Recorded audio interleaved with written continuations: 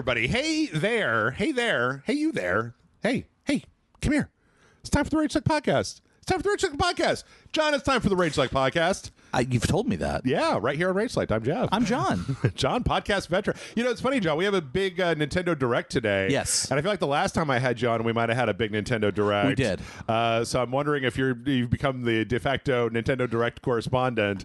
I figure it's either me or Amanda. So I feel like some people on RageSelect get slotted in to be like, oh, you're like... Last week I played Borderlands 4 with Bryce, and I was like, well, Bryce and I played Tiny Tina's Wonderland. yeah. And he told me that when we were done playing it, he kept playing it. And I was like, oh, so you're my Borderlands correspondent now because nobody else gives a shit about Borderlands. So along those same lines, can I tell you a little something, a little secret? Sure. Last week we played for Patreon. Yes. Dead Reset. Dead Reset, yes. I went home, got that game, and played it. To its completion. Yeah, you told me you like, were beat like it that night. Like played the whole thing. Now, mind you, there's 4 different endings. I only got one of them. Yeah, I only played it once. You were really into that game. But yeah, I actually really liked it. Like it was funny because I even went back on Xbox because I had like a $50 gift card to spend on the Xbox store. Yeah. And I was like, maybe I'll go buy some of the older stuff that Wales has done. Right. You know, and all of it's like, $12, $15. And I'm like, oh, well, I don't have that. I mean, I have some money left, but I don't have that much money. Yeah. So I was like, oh, that's a little disappointing. I'll hold off and maybe buy it at a later date when I have money to myself. Mm-hmm. And then went on Steam and I was like, you know what? Let me just look. Everything from their FMV, from that company's FMV collection, is like $2.15. Nice. And I'm like, son of a bitch. No, and I'm broke, so $2.15 doesn't do anything for me at the moment. Sure. But it was just like, why couldn't you also be that amount on the Xbox where I have money? Yeah, no, it's funny. I don't know. I never put it together. Cheesy FMV and Mr. John. Yeah, I fucking over loved here. it. Like, I legitimately loved every second of it. Yeah. Well, as previously mentioned, we do have a big Nintendo Direct, but John, something really weird happened last week. What really weird happened? I left my house and went to a movie theater and watched a movie in a movie theater. My God. I know. I don't ever do that. I'm willing to wait forever. Let alone leave your house. Yeah, let alone leave my house is the first thing. I went and watched the Demon Slayer movie. Oh, okay. Because Michael texted me when I was drunk that they had opened up pre-tickets for it. And so drunk Jeff bought a ticket, and then sober Jeff was like, fuck, I bought a ticket. I guess I gotta go. I guess I gotta go watch the movie. Did you at least enjoy it? I did enjoy it. It was, well, the first thing that I didn't, okay. Let's back it up just a little bit. For anybody who doesn't know, Demon Slayer, the end of the last season, they basically set up for this movie. Last season was a big training arc. Very little happened in it. They had a big 40-minute finale, and then they were like, we're setting up for this movie. And then it was announced that they were setting up for a series of 3 movies that will be basically the final arc of Demon Slayer, because this is just the end of where the manga goes. Unlike Mugen Train, unlike the Swordsmith Village arc, both of which I didn't watch Mugen Train in the theaters. I watched the Swordsmith Village in theaters. This was a 2.5-hour movie. Oh, wow. Which I did not expect. Like, I expect an anime movie to be like... Oh, so it'll eventually be cut up into 5 episodes. Yes, and it very much felt like, maybe even 6, but it very much felt like it was, because with Mugen Train, when they eventually chopped that up and made it episodes, they added more to it to basically make them complete episodes as opposed to just little like scenes that happen. So here's the thing. Does it do anything new? Absolutely not. It's demonslayer.txt. It's like people fighting demons. We're going to find out some tragic backstories for some demons as they get murdered. People are going to reach down deep inside and find a power that they forgot or never knew they had, and then suddenly they're going to have the power to defeat the demon that was kicking their ass a minute ago. It's going to have a whole shitload of CGI effects and fight scenes, and fucking old foes are back and new foes have reared their ugly head, and oh my god, the entire Demon Slayer Corps is caught inside of this giant castle. If you like Demon Slayer, it is more Demon Slayer, and that's what I paid for, and that's what I fucking got. So. Yeah, that's pretty much what you want. Yeah. So yeah, I mean, like, again, it wasn't, which is, to be honest with you, good because I find anime movies to be really hit or miss. Like some of them I really like. Yeah. You know, when the Jujutsu Kaisen Zero movie came out, I was a little like, because it had been like a year and a half or 2 years since the first season of Jujutsu Kaisen, and it was like, oh, good, we're finally going to get more. And it's like, it's a prequel. And it was like, no, man, I want to know what happens to the big-haired guy. Yeah. Well, it was also the thing of like, oh, it's a prequel. Cool. Okay, now the new season's come out. Oh, guess what? The first half of it, it's a prequel. Right. It's like, God damn it. Yes. And then, like, I mean, Michael and I went to go see the My Hero Academia Your Next movie. Yeah. And, like, I didn't really care for it. There was, like, two out of the 3 MHA movies I was like, I don't really care for it. I really like that Demon Slayer just makes their movies the next part of the anime. Yeah. Because you don't have to explain this side plot that's optional that people may or may not have seen. It's like, no, this is part of the main canon. We don't have to explain why All Might went to an island. We don't have to explain why this weird thing happened in the middle of a bunch of other shit. It's just like, and then the movie happened. Yeah. I will say I've seen the first season of Demon Slayer. Yes. I did not watch past that because Mugen Train had just come out. Like the movie was listed, but then also it was listed as a season. Yes. And then it was like, but like Crunchyroll had them labeled really weird, so I didn't know what was what, and I was like, well, then I'm not gonna fucking watch this because I don't know what's going on. It was a little tricky when Mugen Train came out, and it was a weird because I keep meaning to go back to Demon Slayer to catch up because of that. You know, now that they've seemed to have fixed that issue, but I mean, it's the thing is that Demon Slayer is really snappy, especially once you get to where you are, because it's like Mugen Train, Entertainment District, Swordsmith Village, training arc, this movie. Like, it's real, just like boom, boom, boom, boom, boom, big stuff happens. It's all crazy. I like the animation. I like the way that the whole thing is put together. I think the fight scenes are really creative and visually interesting. The characters are all interesting.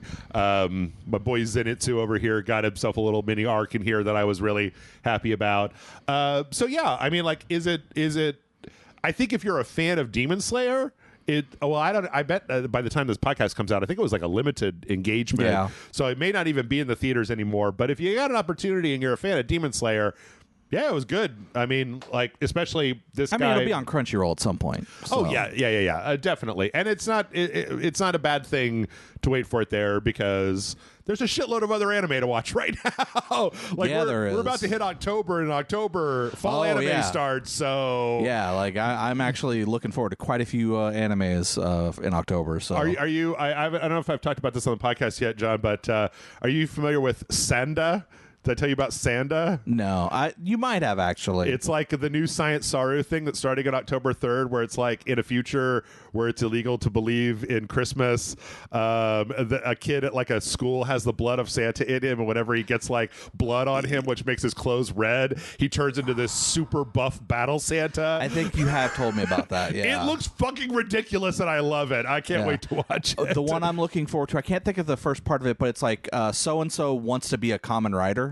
Oh, yeah. And it's literally about a guy in his 40s who just decides that since he was a kid, he wanted to be a common writer, but he knows common writers are not real. They're fiction. Right. They're his favorite TV show. Yeah. And he gets drunk one night, and some people are trying to like rob a store, and he stops it, but like to hide his face, he puts on a kid's common writer mask. Yeah. And then like decides, no, I'm going to do this full time.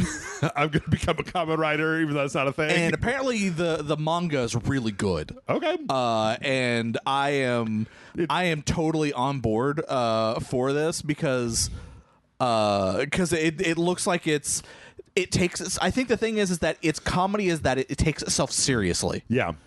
So it's not comedy as in silly slapstick stuff, though there is some of that in there from what I understand. Yeah. But the comedy comes out of the fact that he is 100% serious and everything is played straight. Sure. No, that's what I appreciated about the trailer that I watched for that Sanda show was that it's like, oh, that should be a comedy show, but when you watch the trailer for it, it looks like fucking My Hero Academia or something where it's like everybody's taking this shit real seriously about like, help me Santa.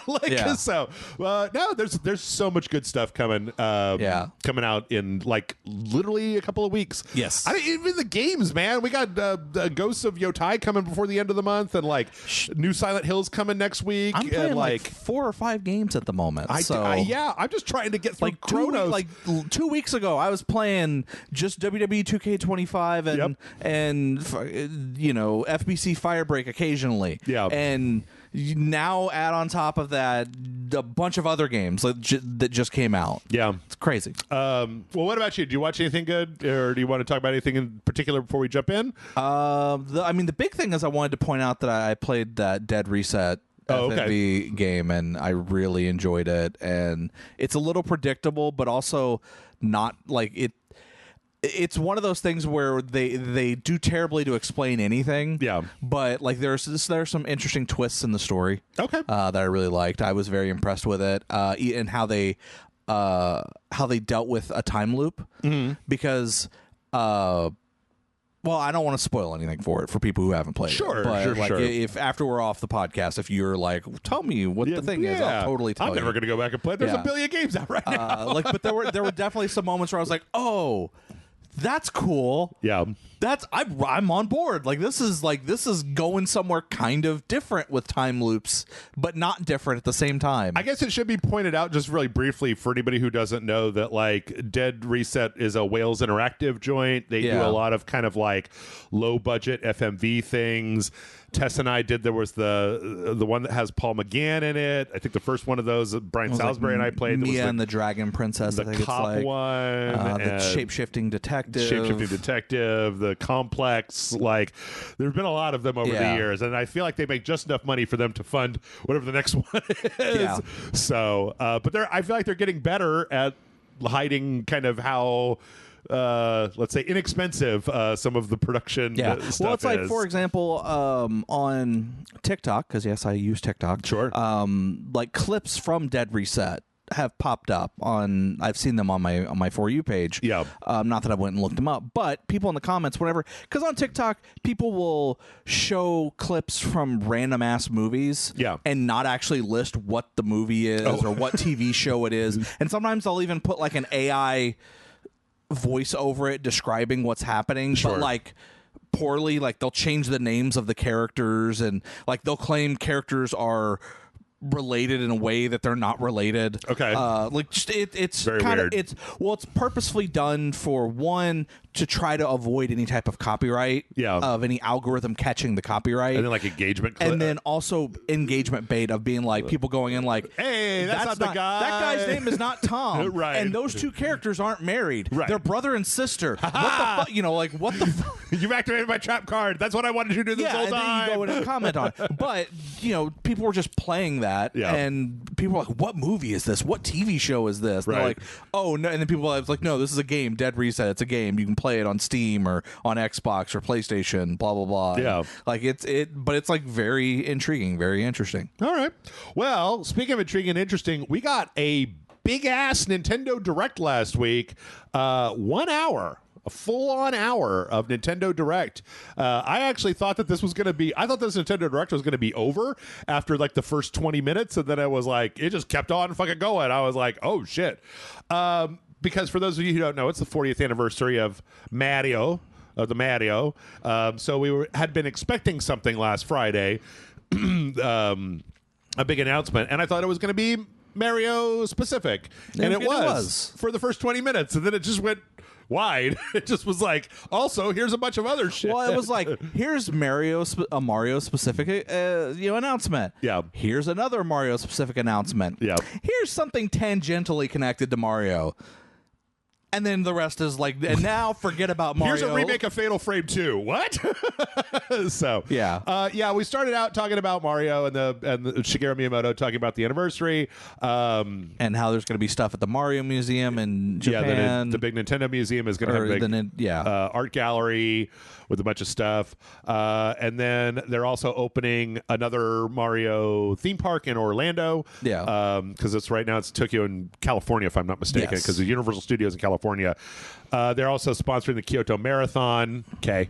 But from there, we got our first glimpse at the next movie. Yeah. So the next Super Mario Brothers movie. I don't know if you and I we were saying just really quickly, thumbs up, thumbs down, Super Mario Bros. Movie? I actually never watched it. Oh, okay. It's one of those movies I was like, well, as soon as it's on a streaming service, I'm going to watch it. Yeah. It came to a streaming service, and I went, I need to watch that.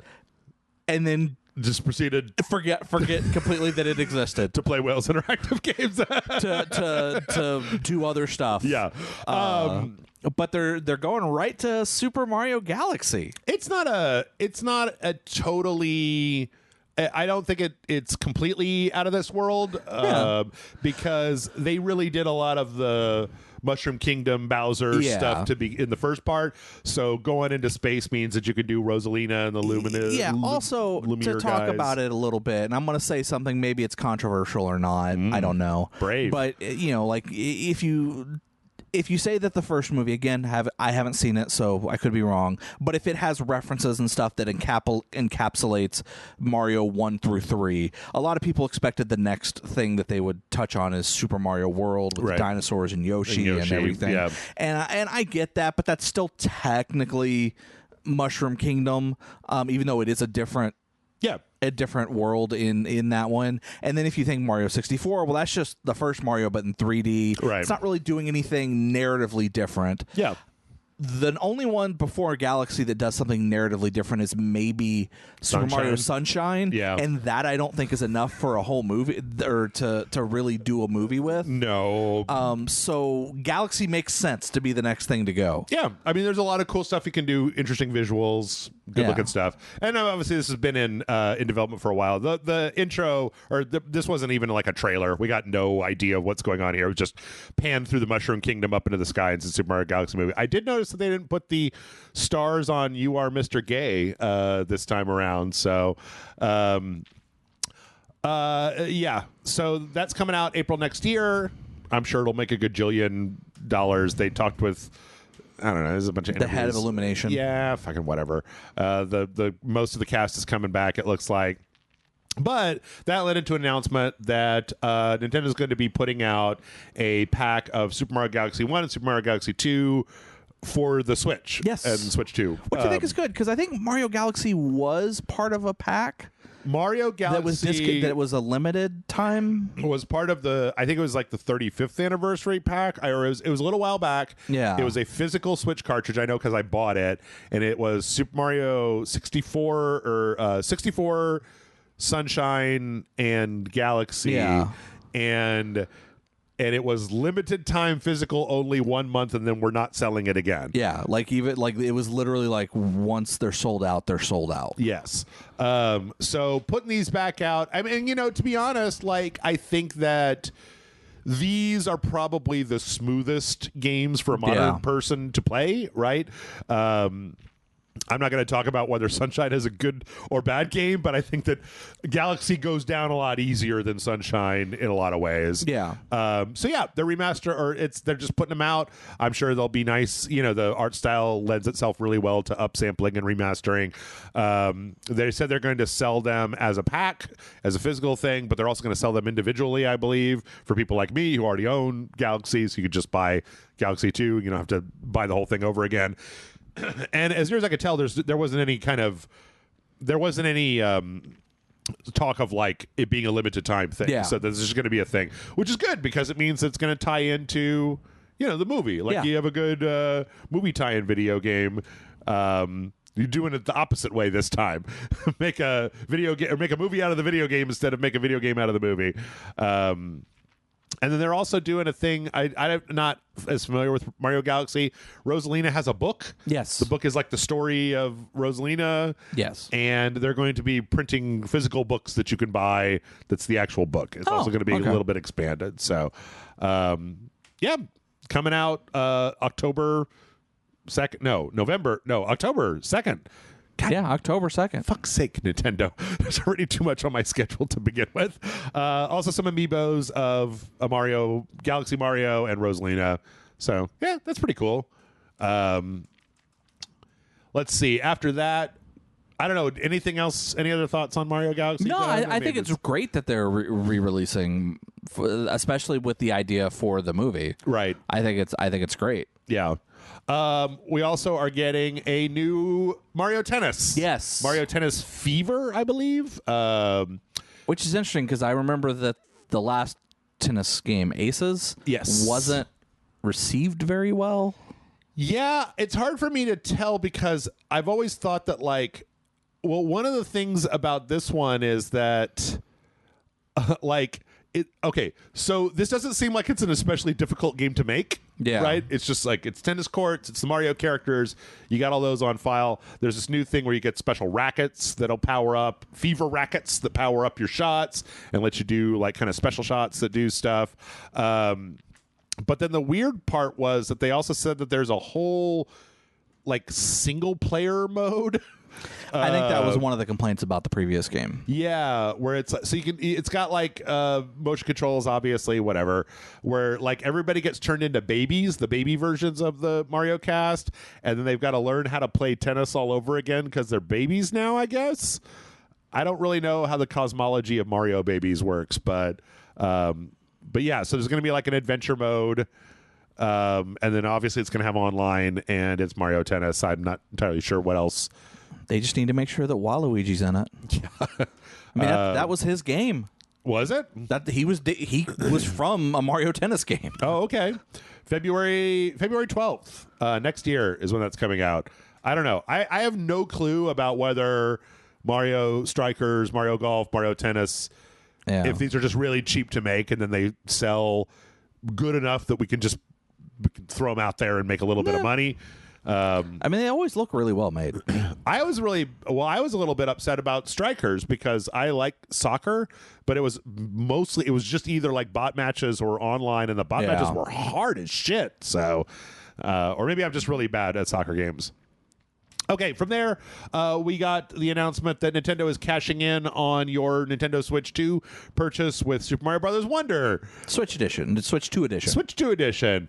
And you might be asking yourself, what bullshit DLC is Nintendo adding to Super Mario Bros. Wonder? And it's a new thing called Bella Bell Park, where you can play online co-op games, little kind of Mario Party style multiplayer games. Yes. I don't know, John. I feel like you and I, when we talked about when the Switch 2 was first coming out, and then like the week after that, it was like Nintendo came out and they talked about how like every one of these Switch 2 ports is coming with like a weird DLC, so we can charge you the difference if you've already purchased Super Mario Wonder. I'm a little like, I don't like it. I'm not a big fan of this as a weird upgrade strategy. Like, I think I would almost rather just pay less as a straight upgrade cost than this, like, well, here's a $25 DLC, slight DLC that you have to buy in order to get the upgraded version of the thing. I don't know. Any of that? You have any strong feelings one way or the other about that? I mean, I do and I don't. I do in that I kind of agree with you on a lot of it, but also I don't at the same time because I don't have a Switch 2 right now, and also I don't play Mario Brothers Wonder. Yeah, I played all of Mario Brothers Wonder, and I really enjoyed what I played of it, but I have no interest in playing it multiplayer. I played it single player like a Mario game. And playing it online or with friends as a thing, I don't know, that just doesn't really appeal to me all that much. So I mean, maybe that's where we end up with it, is like, I didn't buy the expansion for Super Mario Party because I don't care about Mario Party. I didn't buy the expansion for the Zelda games because they came free with the online expansion pack. So maybe a lot of this just doesn't register for me because I'm not the target audience. So yeah. And that's coming out. When did they say it was coming out? Spring of next year is when that's coming out. Yeah. Also, I kind of like this. They're selling a physical version of the little. Oh yeah. The little talking plant guy from Super Mario Wonder, and he'll just randomly say shit to you in your room. Well, I feel like he probably has like a motion sensor or something somewhere on him, or has a button that you can tap and he'll say something. Yeah, I guess. Oh no, he definitely has a button because I see it. I saw it on the thing. It's got a button that you can force him to, but then apparently it'll just say stuff randomly. I don't know. I think I would like for this to be probably more psychotic than it's going to end up being. But Yeah, Talking Flower, spring 2026. If this thing is less than like $30, I might buy one. If it's more than $30, I don't need it that It's going to bad. be $49.99. Probably so. That makes a lot of sense. I'm going to want to preface that with that's just me talking out of my ass. Well, That's I mean, not how me. much was the Alarmo? It was like $80 or something, and I was like, for an alarm clock? Yeah. So, from there, we got there's a new Yoshi game coming. Yeah, this actually looked interesting. Yoshi and the Mysterious Book. I had a little bit of a question, so Yoshi and his buddies meet a big book, and then they go into the book, and they're like identifying plants and animals and stuff. It was a little bizarre because I think that I think if I read between the lines, it seems like it's going to be a bit of an adventure platformer type of thing, but that it was hard to know because it also seemed like Yoshi's going to find these flowers and figure out what they're all about. I don't know. Are you a Yoshi fan? I do enjoy I used to enjoy the Yoshi games back in the day. I think this looks cute. I like the art style. I like the kind of storybook. Yeah, the storybook aspect of it, and I think it looks a lot of fun, and it's going to be low stakes for anyone who plays it. Sure. So it's going to be something playable for the tiny kiddos, and somewhat just kind of vibing for the older folks. Yeah. You're saying this isn't the dark middle chapter Yoshi game? No, we're not getting that yet. Where Yoshi gets it's coming though. What's that Iron Man demon in a bottle? This isn't demon in a bottle for Yoshi. No, it's not demon in a book. Yeah, I mean it looks fine. It looks like a 2D side scroller kind of adventure game. I don't know exactly. It just, I guess one of my things here is I don't understand what differentiates it all that much from just like a Mario game, a Kirby game. They're just, not much. They're they all follow the same thing. It's just you're Kirby and you do Kirby things. Yeah. Or you're Yoshi and you do Yoshi things. Yeah. That's coming spring of next year. Let's see. All right, are we done with this yet? I think that's where that's where the Mario stuff, because that one was like, and tangentially connected to Mario is Yoshi, right? And now we're gonna go over to like third-party games, else. like a regular Nintendo Direct starts at 20 minutes in. So with that, we started with Stormlancers, like a 2D side-scrolling kind of cartoony, anime-inspired action game. This one didn't do a whole lot for me just because I didn't really see what the draw was. Like, what makes this different than any other side-scrolling kind of action adventure game? Like, I don't know who these characters are. The world seems kind of generic. Yeah. Yeah. Definitely didn't do anything for me either. But I agree with you. It's kind of... It doesn't look bad. It doesn't look bad. Like, it looks like it could be fun, but like I don't see the hook. Like, if I was going to play this, I think I'd rather play that Cobra game, right? Because it's got all that throwback anime look to it, and it's also a side-scrolling action game. It did come out, though. It's like it was, and it's available later today. So we got that. Next up, we got Dinkum. Dinkum, the game that is totally not Minecraft meets Animal Crossing in Australia, mate. Yeah, it's exactly that. It's exactly what John just said. It's a kind of a blocky Animal Crossing where it's like, you're on an island and you can build stuff, and you can do stuff, you can hang out with your friends, and it's just another one of those. Yeah, like it's Australian themed, so I guess maybe that's something that appeals. I don't know. I didn't get it. Actually, I'll be honest with you. The next like 4 games on this list, they didn't really do a whole lot for me. Like I perked up later on when they got into the big stuff, but this I feel like should have been a fucking montage because Dinkum didn't need its own 2 minutes out of the hour-long thing. That's coming November. Papukam is like a third-person action game, but it's like it's like Super Papa thing. Yeah. It's like a game where you're trying to match. It's like you're shooting, but you're shooting balls to match 3 to make balls explode type of thing. So it's kind of like half a puzzle game. It'll get slightly Splatoon-y. A little bit. In this kind of color puzzle matching action thing. Yeah, I don't know. Super low stakes. But it's also looks like it's like a going to be multiplayer thing. Like you have to. Yeah, like a co-op game or a big party game. So, yep, Popcom is holiday this year.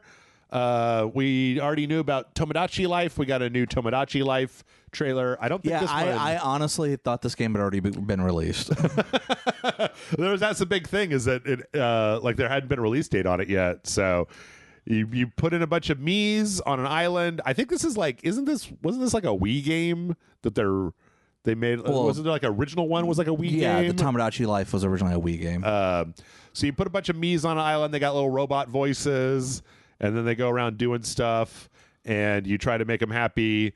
But it's also got a really weird streak to it, like a very bizarre streak. I remember in the original trailer, that blonde lady like was gigantic and came like looming over somebody. So, yeah, I don't know. It's a real weird looking video game.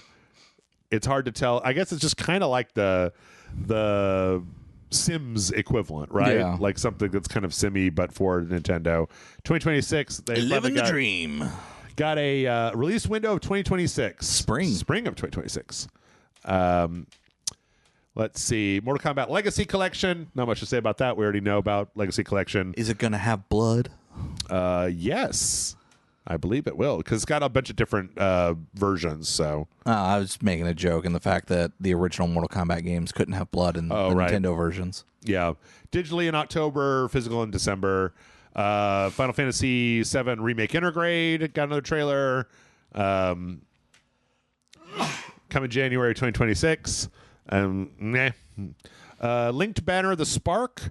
This one is one I never got a chance to check this out, but the company that made this was Dreamhaven. Okay. And they made that Sunderfolk that Amanda and I played, the game where you play with the phone. It's like a little RPG. It's a bunch of ex-Blizzard devs. Actually, I think it was published by them. They also made that. It's like you're flying a spaceship, and it's like 5 teams that are all flying their own spaceships, kind of flying around in an arena, trying to kill each other. Wild something. Wildverse or something. Anyway, I've heard good stuff about this, but it looks so damn generic because it's like top-down ARPG with kind of building sequences and action stuff, but it's got very good reviews everywhere that it is. So I don't know. And that was available later that day. All right. Something I really wanted to see. Something that really fucked up my whole plan about what I'm going to play for the rest of the year. An incredibly gorgeous cinematic announcing the animated full 1.0 launch of Hades 2, and oh my god, I love it. Like I don't remember there. I was there. Do you remember if there was like a fully animated thing for Hades 1? I think there was. But this one was just so elaborate. It's good. Looks good. Blown away, and Hecate, and talking about like the 2 routes. You've got the Olympus route and then the Hades route. Just fucking gorgeous. Music's all good. Fucking Darren Korb's the man. But it's coming out on September 25th. That's like a few days away. That means it's like less a week. That's like 5 days before, or like 7 days before fucking the next Ghost of Tsushima or Ghost of Yotai comes out. I'm like, fuck, god damn it.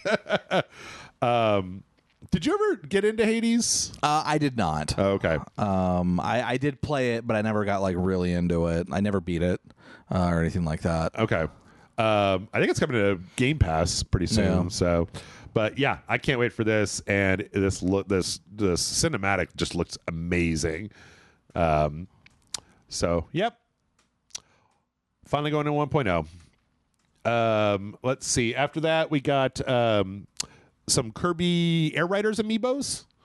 Yeah. So, I mean, it's kind of neat. The amiibos, the fact that you can pop them off their ship and swap them. Mm-hmm. And it, so that does change some aspect of it, which is kind of, I don't know if they've done that with amiibo before. I'm not entirely sure. I do know that the 2 parts level up individually because you can use them as like a phantom racer. And then they also announced when they were doing this that they're going to have a bunch more. So they're going to have more. I would imagine. Which is, that's a great way to extend the life of this. It's funny, they also announced that Sakurai is going to have another direct where they talk about Air Riders. It was weird. Did you watch the first one? No. It was very strange because I didn't understand why they were making this game, because it seemed like, why are you putting out another racing game in a year where you put out a Mario Kart game? But it's like way more of like a weird battle game than it is an actual racing game. So from there we got a trailer. I don't know if we had a release date yet for this, but the Hyrule Warriors Age of Imprisonment. This obviously takes place. There was a point in the latest Zelda game where Zelda goes back in time. Both of the Hyrule Warrior games, this one and the previous one, the one for Breath of the Wild, was the same thing, where it was a prequel. It took place the events that you flash back to in the story of Breath of the Wild. So this one is doing kind of the same thing in that it's in Tears of the Kingdom. Zelda gets transported into the past. You get snippets of what happened to her. Yeah. But here the game is telling the story of what actually happened to her. I think the biggest difference here is that in the previous one, like, Link was around for the war before he got injured. But this one is like, he's not there. I don't think he's here. But anyway, they show off like Zonai devices and some of the different stuff. I've had a hard time with these, and a lot of it has been because the previous ones were all kind of ran badly because they were really stretching the limit of what a Switch can do for a Dynasty Warriors game. So if this one actually runs well, it might be one that I actually get into, because I also really kind of liked the throwback story or the kind of time travel aspect of the second game. So it also has a game share on it. So if you have one copy on the Switch 2, you can play it on a Switch 1 without having to buy a separate copy. So I don't know. I mean, I always say that like the Dynasty Warriors games work best if you were into the thing that they are based on. So and that's coming out November 6th. Let's see after that. I had a really hard time with this because I'm not familiar enough with Dragon Quest to be excited. Yeah, no, I'm same about what this is. It is really weird to see all the. I did see the character design. I was like, "Oh, this is a Dragon Quest game." Right. And like all these weird Toriyama characters, but they're all 3D, and they've got all this like weird shadows and stuff on them. Like they're realistically rendered, but they all look like weird action figures because they're squat. Dragon Quest 7 reimagined. This is Dragon Quest 7, which was Dragon Quest 7 like a DS game when it originally came out? I don't remember. Whatever it is, it's basically a remake, which I guess goes to show that the video game industry has basically zero ideas at this point. Well, I mean, given that the Dragon Quest games were pretty much headed by Akira Toriyama, or at least his involvement, and the fact that he's not going to be involved with any games going forward. OG PlayStation game. Yeah, I don't know. It's just they've constantly. The only reason I say that is because for the last year they've been trying to sell me Dragon Quest 1 or Dragon Quest 2 or 3 remastered, right? Yeah. And then like later this year, it's the Dragon Quest 1 and 3 or 1 and 2 like DLC for Dragon Quest 3 remake, and here's Dragon Quest 7 remake, and it's just like, motherfuckers, like you don't need to remake every single Dragon Quest game. I don't know. They might. I'm not a Dragon Quest guy, man. I was a Final Fantasy guy. Now I'm not even that anymore. Now I'm a Phantasy Star guy. Bring back Phantasy Star and Kingsfield. Bring back the weird ones. Bring back Star Tropics, Nintendo. So February 5th is when that's going to be coming out, which is relatively soon for something that as near as I can tell, we haven't heard about before even today. So let's see. We got about 5 more minutes. Let's see how many things we can cram into 5 minutes, John. What do you do on the eShop? What do you do with the Nintendo throwback catalog when you've already got Game Boy Advance, NES, Super Nintendo, and N64 and GameCube games, John. What other system does Nintendo have that you could possibly put on the emulation store? So I feel like I know people were asking for this. Those people are fucking stupid. But I feel like they were asking for it as a joke. Right. Well, even if they were asking for it, I don't think they were asking for it in a way where you have to buy a $100 piece of plastic in order to actually do it. Yeah. We're talking, of course, of the Virtual Boy. Virtual Boy! And to play it, you have to insert your console into a plastic Virtual Boy. It's a Virtual Boy. Yeah, it's basically, it turns your Switch into an actual Virtual Boy in which you have to put your eyes on inside a Virtual Boy and get bombarded with the red the red on black and fuck up your eyes. And they did state that eventually there will be a cardboard version, so if you don't want to buy the really super expensive one, you can get basically the the Labo thing, like a Labo version of it. Yeah, Labo version of the Virtual Boy.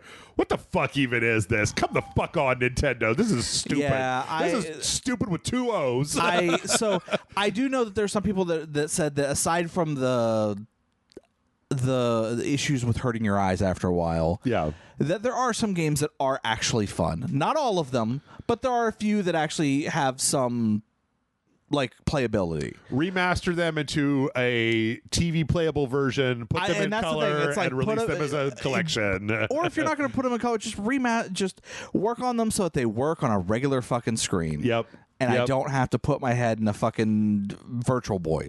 I mean, that's the thing, is that it would be another thing if they had the Virtual Boy, if they had a new type of Virtual Boy that you could actually put on your head, like a VR headset. Yeah. But like the idea that you have to put this thing on a desk and then lean over and put your face, there's no ergonomic way to play this for any amount of time that's going to be worth a fucking damn. It's the exact same problem as before. Fuck. I don't know. It's just such a dumb idea that I'm like, if you're going to do that, why don't you just put out a Power Glove that I could put the fucking Joy-Cons into that will let me play Punch-Out or something? I don't know. I guess they've kind of hit the limit, right? With like, what else do you could put out? Like, you can't put DS games. Maybe you could maybe they could sell a big thing that you could slide the screen Have they done like the Game Boy Color, Game Boy Advance? I think there's a lot of that stuff that's already on there. I know that Game Boy Advance is. I don't know about... I think Game Boy Color and some of the Game Boy stuff is on there. I don't know, because it's like they're up to GameCube with the Switch 2 can now do GameCube games. And it's like, well, after the GameCube, that's the Wii. And we're already remastering Wii games or making sequels to those. So it's like, I don't know. And then I guess let's finish up. Oh, boy, we got a lot left to go. Amanda and I's least favorite sequential of all time, one that I finished by myself during COVID because we just needed to be done with it. Fatal Frame 2 Crimson Butterfly is getting a remake and re-release. This is actually coming to a lot of other systems that are not the Switch 2, but it is interesting to see. I don't know what the status of Fatal Frame is. Like, is this a beloved franchise that's just been waiting for a comeback? Or because Fatal Frame 2 was like, I think universally regarded as the best one. Yeah. I thought it was the best one until I went back and replayed it and was like, oh shit, it's not. Oh, it may still have been the best one. Just it. Yeah. Does it hold up? A lot of it was just the fact that we kept getting lost and didn't know where to go. Yeah. And so it was just wandering around. But it's an interesting story. Did you ever play this one? No, I never played the Fatal Frame games. I think I also have a nostalgia for this one because I used to have a roommate and she made me play this so she could watch it from behind like a pillow, like so she could close her eyes when it got too scary. And I was like, okay. I don't know. If you're going to remake a Fatal Frame, I guess this is the one to remake. Yeah. Oh, You know what? They did. They remade they re-released the Suda one. It was like Fatal Frame 4 that Suda51 did that was Japanese only for a long time. Yeah. And then it was like 2 or 3 years ago they put that one out on consoles and PC. So yeah. I shouldn't be too down on them guys. Anyway, February of next year, you can play Fatal Frame 2 Crimson Butterfly. Yeah. I think it's pretty good. Maybe better to play by yourself than to try to make jokes over. Maybe. Okay. Let's see. With that, we're going to go ahead and take a break. Whew. it's good that there was nothing else that happened this week outside of Randy Pitchford being a giant dumbass. Because the rest of the news stories are very optional for this week because we still have a lot of Nintendo Direct left to go. We're about 2/3 of the way through. We're going to have to go to lightning round, though, when we come back. Okay. So let's take a break, and when we come back, we're going to have more Nintendo Direct. Stick around.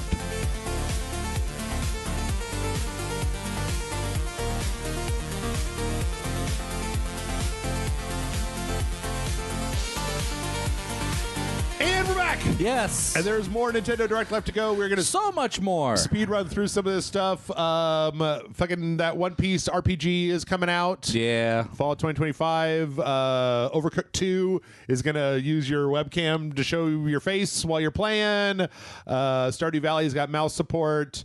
Human Fall Flat Nintendo Switch 2 edition is coming out in the spring. And I think it also has mouse support. Yeah. Power Wash Simulator 2 is coming out. That one I'm actually interested because I actually really dug Power Wash Simulator. Oh, yeah. I cannot wait for Power Wash Simulator 2. It's weird because this doesn't... Like, it almost looks Nintendo-fied. Oh. If that makes sense. Yeah. I mean, I've been looking at a lot of the trailers for it, and I think that it's just them kind of leaning into the slightly cartoony aspect of it. Yeah. But, yeah. I like the idea that you have a base... Yeah, that you can do. So that's. But I'm looking forward to it. Yeah. Suika, what is it called? Suika Story or something? Suika, which is a Suika Game Planet, which is that thing where you put an orange in an orange, and then they become a bigger peach, and then two peaches become like a thing. I don't know, man. Like I've never played one of these before. The only thing I know about this is there's like porn versions of this on Steam where it's like you put two butts together and they become boobs. Well, come on, John. I'm trying to educate the people with the gaming news. Anyway, I don't know. This just doesn't look like my sort of game, like, at all. Yeah. So let's just jump past there. We finally saw some more Metroid Prime 4. She got a fucking motorcycle. Yeah, Samus got a motorcycle. I was expecting the motorcycle to curl up into a ball at some point. It looks like it could. It looks like it transforms somehow because of the weird, it's its own little Tron light cycle, and then it curls up into a ball. I'm assuming at some point. But it did show that there's going to be kind of like a big open area, like big like parts of the world that are big enough that you need a motorcycle to get between them, type of thing. You can do Akira slides in it. And drift. Shoot it, dudes. Go into areas. Yeah. The big thing though was that we finally got a fucking release date for this thing. Whole reason I bought a Nintendo Switch 2. When the hell is it coming out? I don't know. I'm a little disappointed because it's December 4th, like after the barrage. I mean, I guess it's good that coming out for the holidays. Yeah, so have something under the tree. Yep. Metroid Prime Beyond. But still, December 4th. Yeesh. I expected it before that, to be honest. Although I just got done fucking complaining about how much there was coming out, so maybe Jeff should learn about consistency. God damn it. Yeah. Also, some amiibos, some cool looking amiibos. Is a motorcycle amiibo. Yeah. As well as a Samus amiibo and a Silux amiibo. I have no idea what that is. It's a character in the game. No idea. Looks like another space bounty hunter or something. So, finally got some news about Metroid Prime. Speaking of glossing over, there's a bunch of new DLC for Donkey Kong Bonanza. That's good. It's like I haven't played the game, so I don't know. I didn't really care for it personally, but that's because I'm not a big fan of either the type of game it is or Donkey Kong.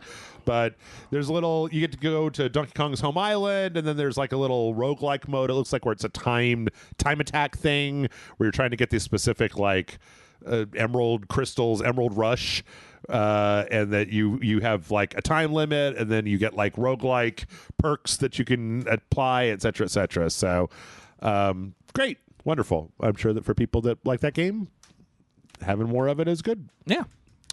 Let's see. Now, surely we must be done, right? Like we've had Metroid Prime 4 and Donkey Kong, but oh no, we have more. The weirdest thing I've seen in a long time. So it's called Pokemon Pokopia. Both Amanda and I are very interested in this because it's a new Pokemon game, but also you're playing as a Pokemon. You're playing as a Ditto. But you're playing as a Ditto that turns into a really weird-looking little girl for some reason. And well, it's because it looks at it. It walks across a Pokedex, and the Pokedex has a picture of the girl. Sure. And so it turns into the girl. Sure. But the internet has gotten really dark with it because the beginning of the video, the Ditto is in a Pokeball. Right. Next to an abandoned Pokedex. The implication is that child that had that Pokeball and Pokedex is dead. She dead. And the Ditto breaks out of its Pokeball and then decides to look like her former Pokemon master. Right. And then go around and become a Pokemon that like cultivates the land for other Pokemon. Yeah. So it's like a building, farming, Stardew Valley, Animal Crossing kind of thing, but you play as a psychotic Ditto that is pretending to be a person. That is possibly dead. What a weird fucking concept for a Pokemon game. I am here for it. What a weird concept for a Pokemon game.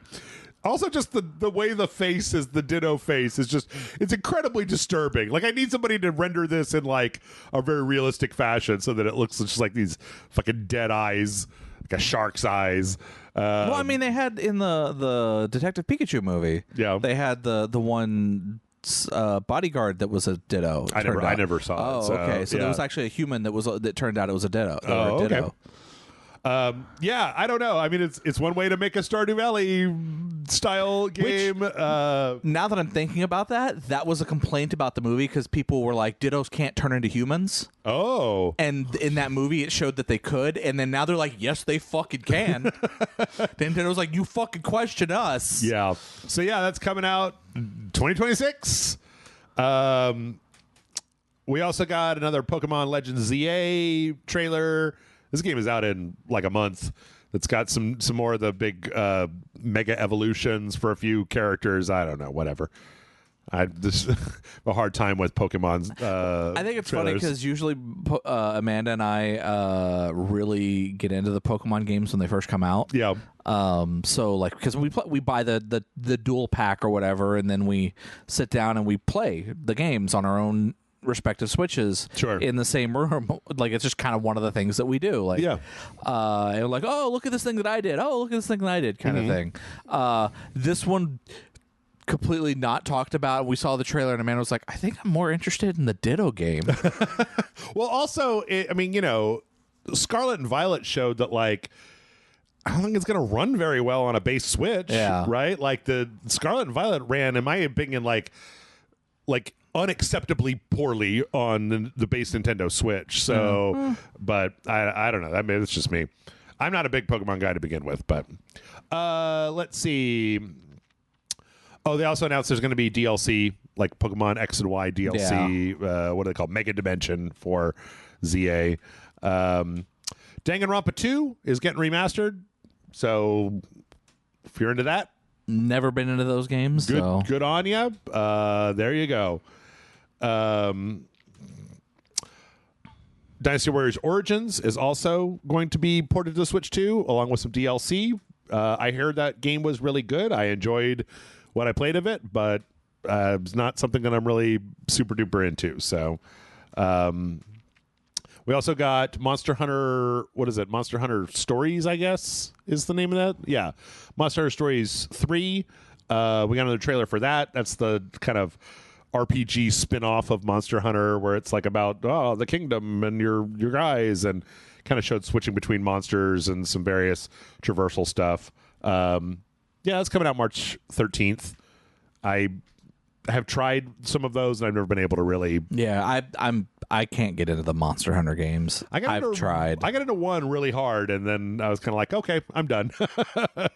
I tried to get into World, but I couldn't do it. Yeah, I got into Rise. Rise was the one that I really played the shit out of. So we got a little sizzle reel from there.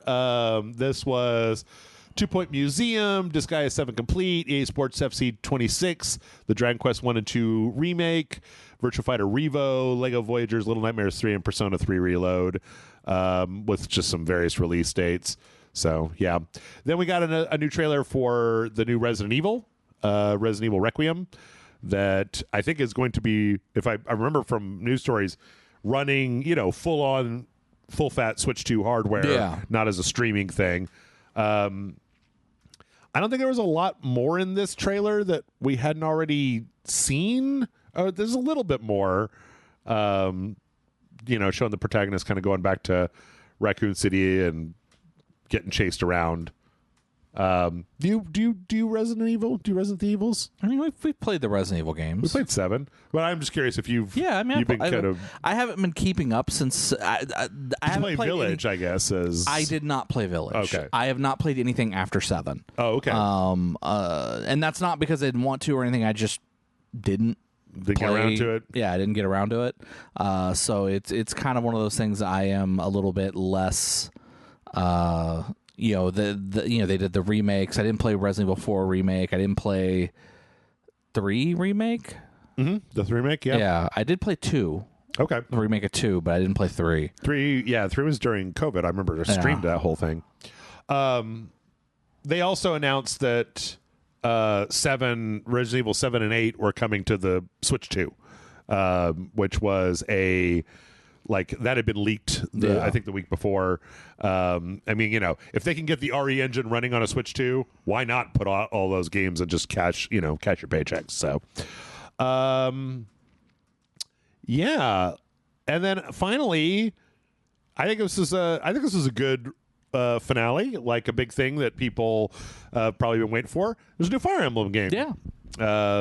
New Fire Emblem game called Fire Emblem Fortune's Weave, coming for the Switch 1 and Switch 2 next year. This one is not in a magical school. This one takes place in it's like an arena.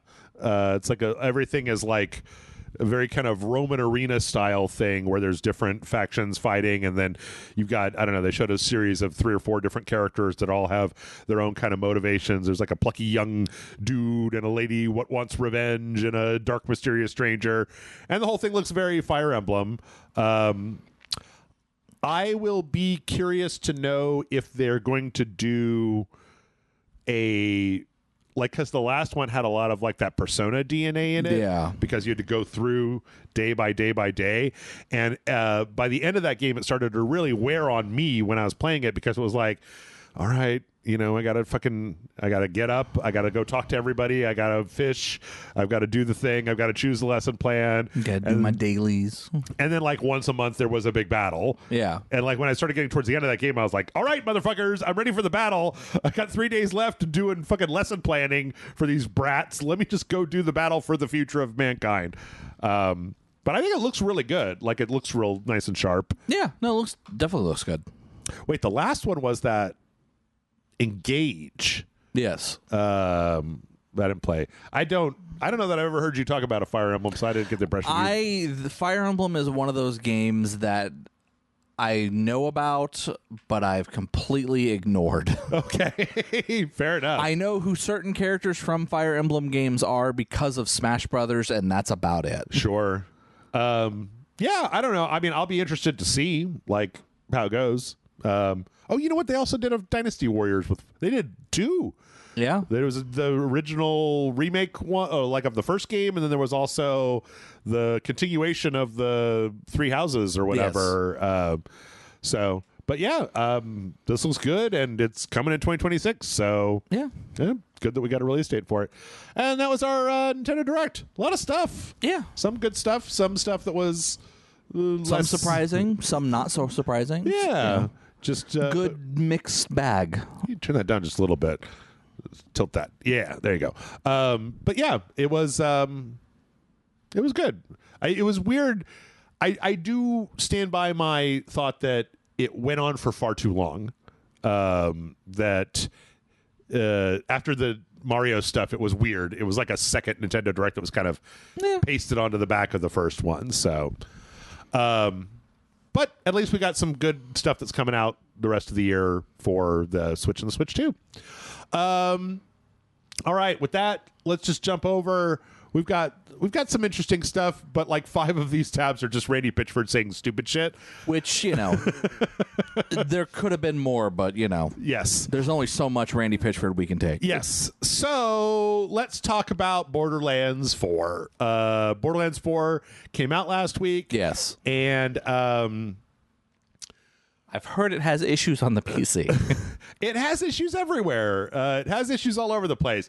You'll never guess, John, an Unreal Engine 5 game isn't running very well on a lot of platforms. Oh, no. Yeah, who could have seen such a thing coming? I've never heard of such a thing in my life. The difference being that nobody was around to take Randy Pitchford's phone away from him. So people on Twitter would be like, complain, complain, complain. And Randy Pitchford would be like, fucking, like, because that motherfucker can't leave it alone. You can't just say something at Randy Pitchford and not have the actual guy himself come at you, which has resulted in like about 5 news stories with some of the worst quotes I've ever seen from a developer coming at the fans of his game. Before we get started, though, let's just say I've watched a lot of technical stuff. Borderlands 4 seems like it is poorly optimized. It seems like it was made... I'm actually interested to hear your thoughts about this. There's a lot of people on the PC side who have spent thousands of dollars on really fast video cards who are like, I should not... There are plenty of games out there that you can play with everything jacked up on a very fast machine without DLSS or the AMD one, FSR or FXAA turned on. Like, and that the thing that I've seen some people saying is that it's like, this is a great tool to extend the life of older cards, right? But that you should not be required on a game that came out this year to turn on this AI upsample stuff just to get a decent frame rate if you spent $2,500 on the latest NVIDIA graphics card. I don't know. What do you think about that? I don't know. Like, I PC has always been a weird thing with me. So I agree. I agree with what you're saying in that you should be able to play everything like native. Yeah. So there's so many games that come out bugged though, or that aren't properly optimized. Yeah. And because everyone has different specs on their computer, like even if you have 2 of the same computers, it's almost guaranteed that there's going to be 1 spec or 2 that's different. Yeah. And you can't always prepare for that. So that sucks for PC developers, but also PC developers prepare for that sort of thing. They're supposed to. Yes. And if it's something that they fucked up or forgot to do, usually they'll patch that in. Usually they'll come out and say, hey, we know there was a mistake. We realized we fucked up. Yep. We're working on it. We'll get to you as soon as possible. Bear with us.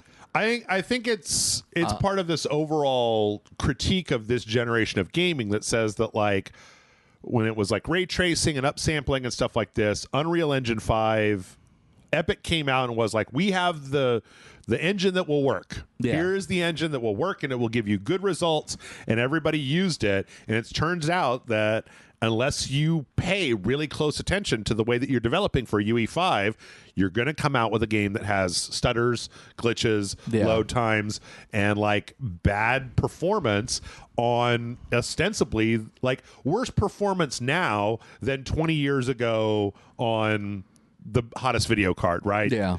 And that's really disappointing. It's disappointing to me. I've spent a lot of money on PS5 Pros and RTX 4070s and RAM upgrades and all kinds of stuff. I mean, having, kind of going on to it, it's like, even going away from the PC side of it, it's like, I have an Xbox Series X. Yep. It's a launch version of it. I mean, it's not a launch version of it, but it's one it's not a whatever the best version. I don't think there is even a best version. I don't think for the Series they have X, released a newer, better model yet. Yeah, or if they did, it's like an incremental upgrade to it. It's just like storage, like bigger storage. I think there's a Xbox Series X that doesn't have a disk drive that is a little bit of tweaks to it. Yeah, but it's like so minuscule that it doesn't matter. Right. But the base Xbox Series X, base PlayStation 5, it should run. It should run well. Run well on those. Like and I'm not saying 120 frames per second lockdown. I'm just like, if I put a game in 60 frames per second performance mode, it should run. Yeah. It should run at 60 frames per second. If I'm willing to sacrifice a little bit. And then you also get into the question of like you've seen the trailers for Borderlands 4. Yes. Is it the most realistic looking game? No. Like, it's all cartoony and shit. It looks like Borderlands fucking 3, but with a more open world. And it's like, how does it play worse and look not like exactly the same, but comparable? Like, so anyway, with that out of the way, let's get into Randy Pitchford's greatest hits. So of him crashing out on the internet. So one of the first things that came out was that there is no FOV slider on the console version of Borderlands 4, and it is really tightly zoomed in to the point where people online have complained about like motion sickness. And there is an FOV slider on the PC version. There's also not an ability to turn off motion blur, which there is on the PC version. Sure. What does Mr. Pitchford say about this? Quickie for console friends, FOV settings. There's some dreams I have where an FOV setting might affect fairness. I can't really talk about it yet, but I see it's important to you, so we're looking into it. Vote here. What fairness could adjusting the FOV... It's a PvE game. It's like there's no adversarial. What? What? Apparently, they're looking into. There's like been some additional story where they're looking into adding that because obviously you could. I think that probably the reason that the FOV was zoomed in was because if you expand the FOV, you have to render more of the world, which probably makes it run worse.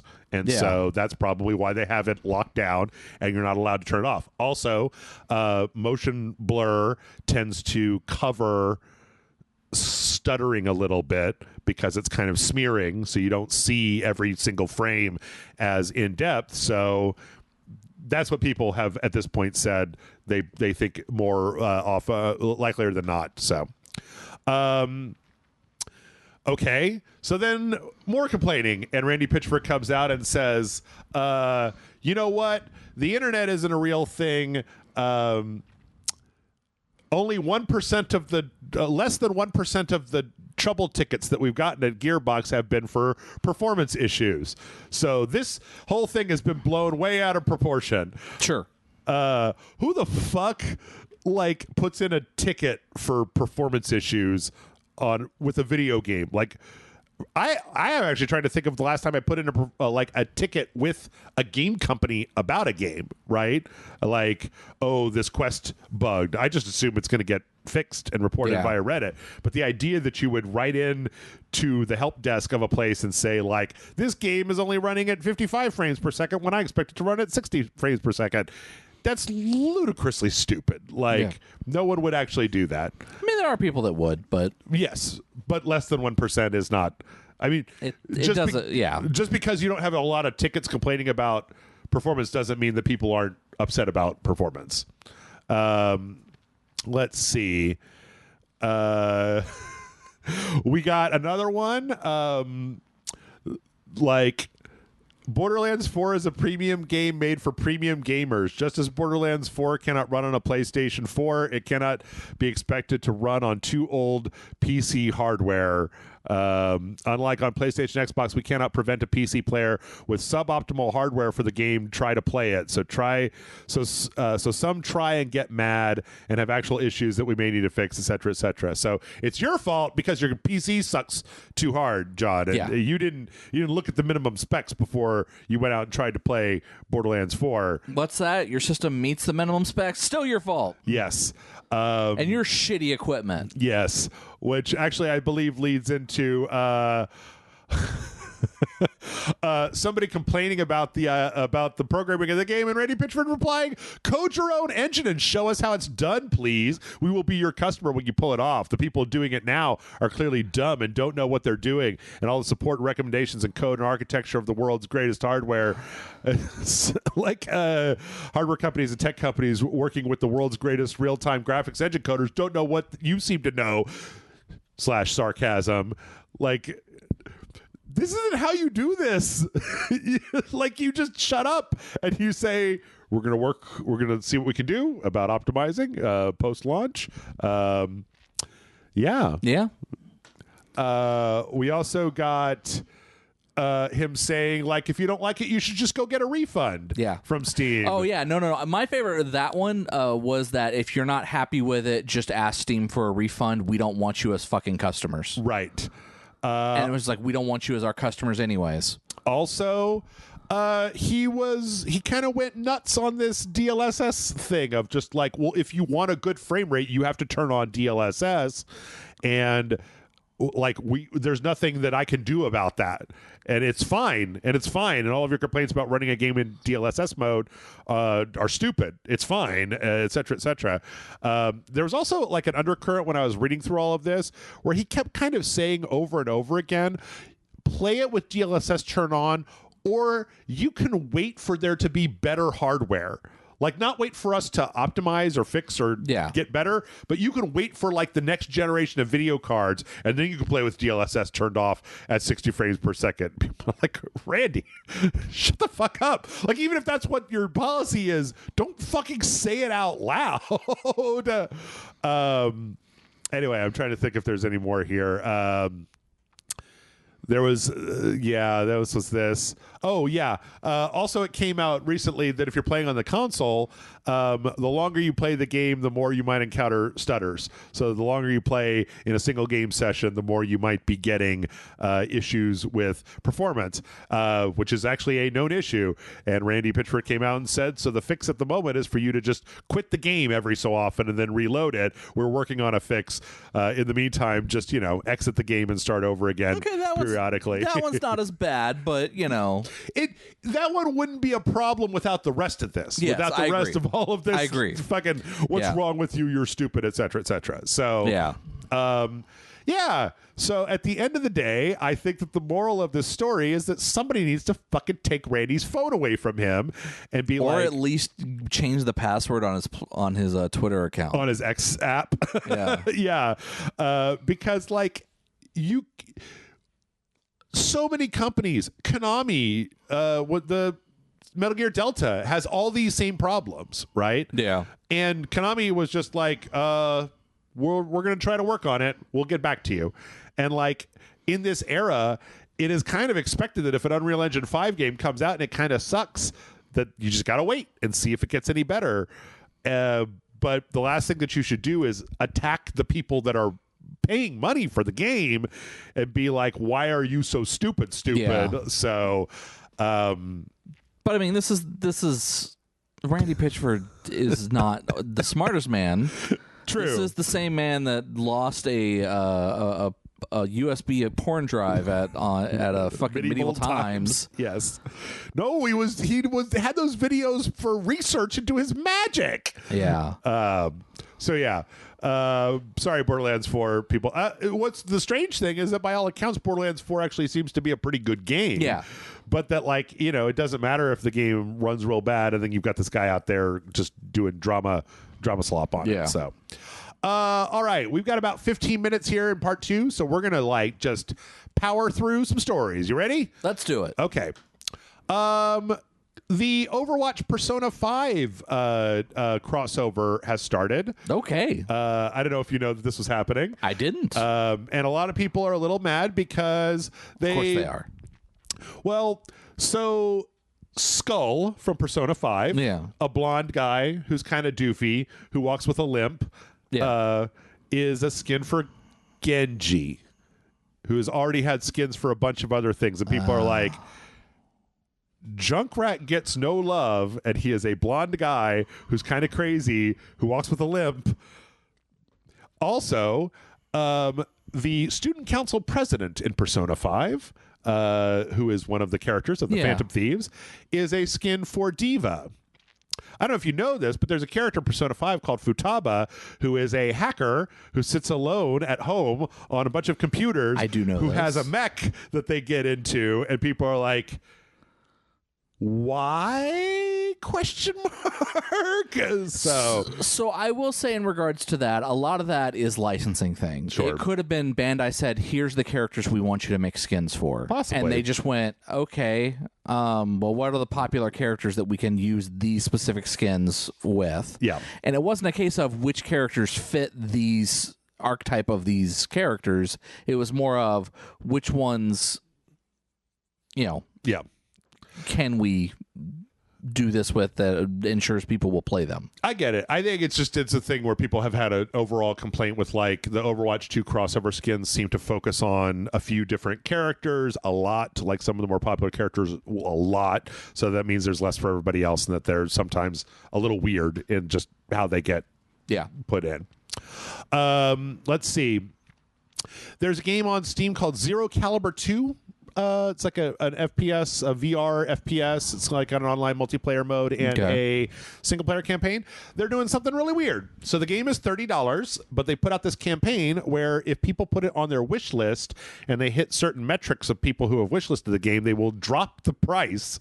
So if it gets to 20,000 wish lists...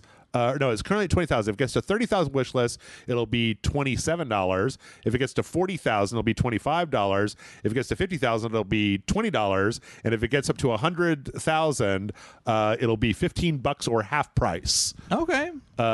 Which is an interesting way to try to build momentum, but then there's also been a bit of a backlash because apparently this campaign has been just like spammed everywhere by the developers to try to get people to wish list it.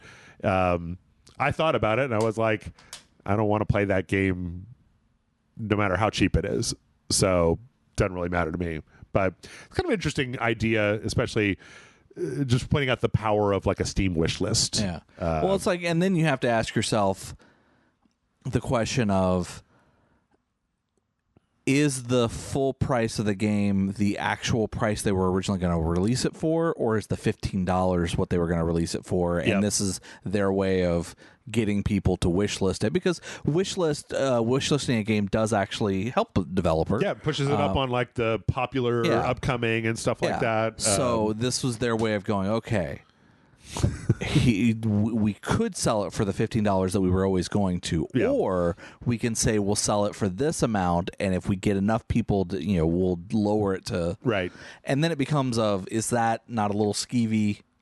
I don't know. Oh, there's all those retail stores. I'm sure everybody knows the ones I'm talking about, where everything is like 30% off, but it's all marked up by 30% before the 30% is taken off. It's like you go to like Barnes and Noble and go into their DVD section.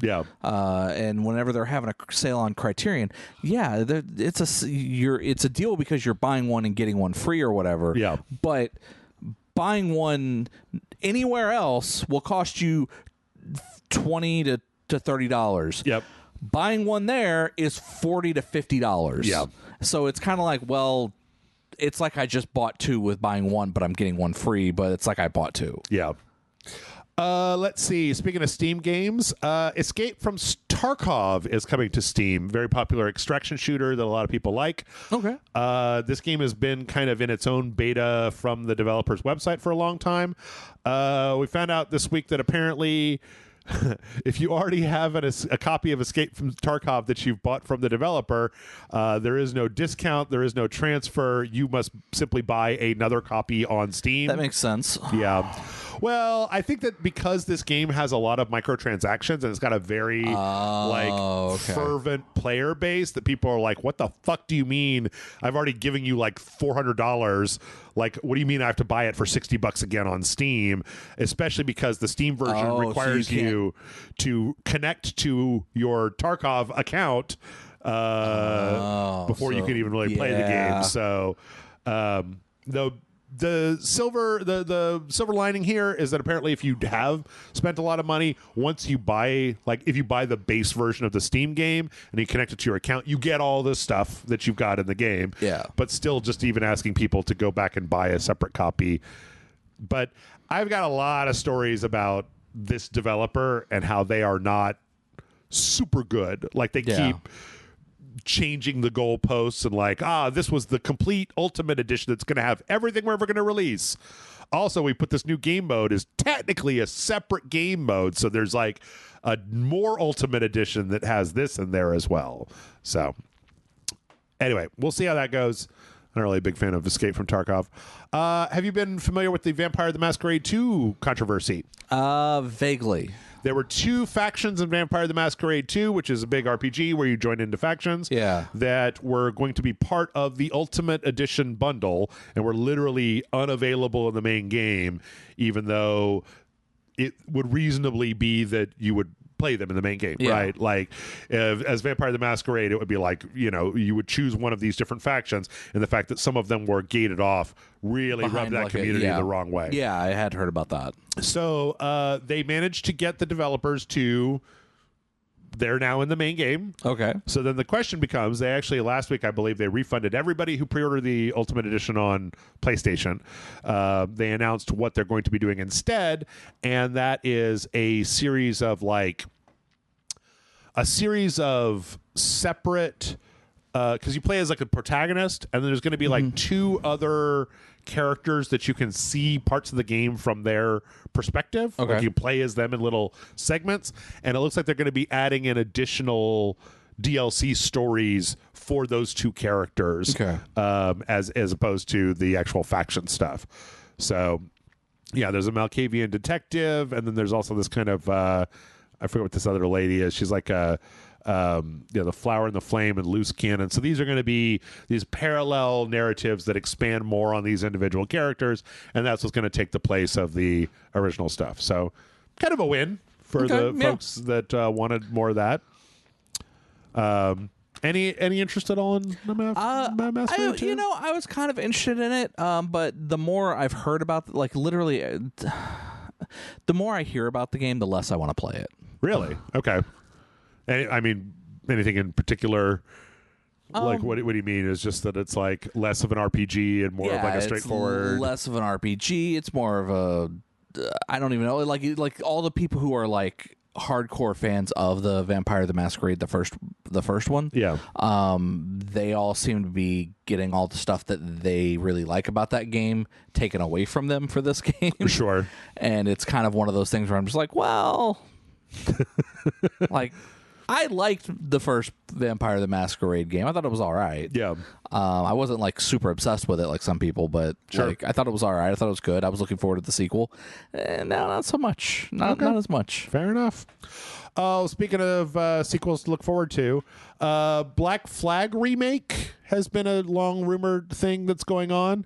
There was recently a report that said that insider information has said that they are going to be cutting all of the modern day Animus stuff out of Black Flag remake. So it's Assassin's Creed. Yes, Black Flag. yes, okay. yes. Sorry, I was like Black Flag. What is Black Flag? That's a pirate game. Yeah. I was like, what? I was like, is he talking about Assassin's Creed Black Flag? Yes. So all of the Animus modern stuff where you're in first person, will be taken out of the game. Which, on the one hand, it's like I didn't really care for that stuff, but when I think back to Black Flag, the story of Black Flag culminates in you finding out that a character from that time period is still doing things in the modern day where you are an employee of Abstergo. Yeah. So taking that out is like, it may optimize it a little bit, but then like, doesn't it kind of fuck up the story in a way? Yeah. And apparently they're going to be adding a couple of new story missions. The only thing I can hope is that if they've managed to write themselves out of that conundrum by having the story of Black Flag make sense without any of the modern day stuff. I don't know. I'm torn because I didn't care for any of that stuff. I didn't want to do it. Every time they kicked me out of the Animus, I was like, no, let me back in. I want to do the pirate shit. So, I mean, the thing is that with the Assassin's Creed games, as they've kind of gone along, they've really been like, do we need the modern day stuff? Like, do we really need the modern day stuff? Let's kind of scale it back and it, but I actually really like the modern day stuff. Like, I actually think once they started like kind of cutting back on the modern day stuff is when I kind of fell off on the franchise. Okay. I mean, it's interesting because the switch from what's his face, the guy, Adam Sandler, or the Desmond, to a faceless protagonist. Like, I actually think it was better when they had a character with the motivation to do something as opposed to this very weird. Well, I mean, I guess then they had the lady that comes in later on, right? Yeah. Okay. Well, yeah, they have a character that the Abstergo archaeologist lady. So I mean, it's one of those things that when the person who was literally leading the ship for Assassin's Creed, the developer, when he left the company and other people took over, that's when it kind of lost its way because they didn't know where they didn't know where he was going to take the story. Well, plus they wrapped it up in 3. Like, he left before, if I remember correctly, he left. But the guy that I'm talking about left before 3. I think he made 2 and then left. Right.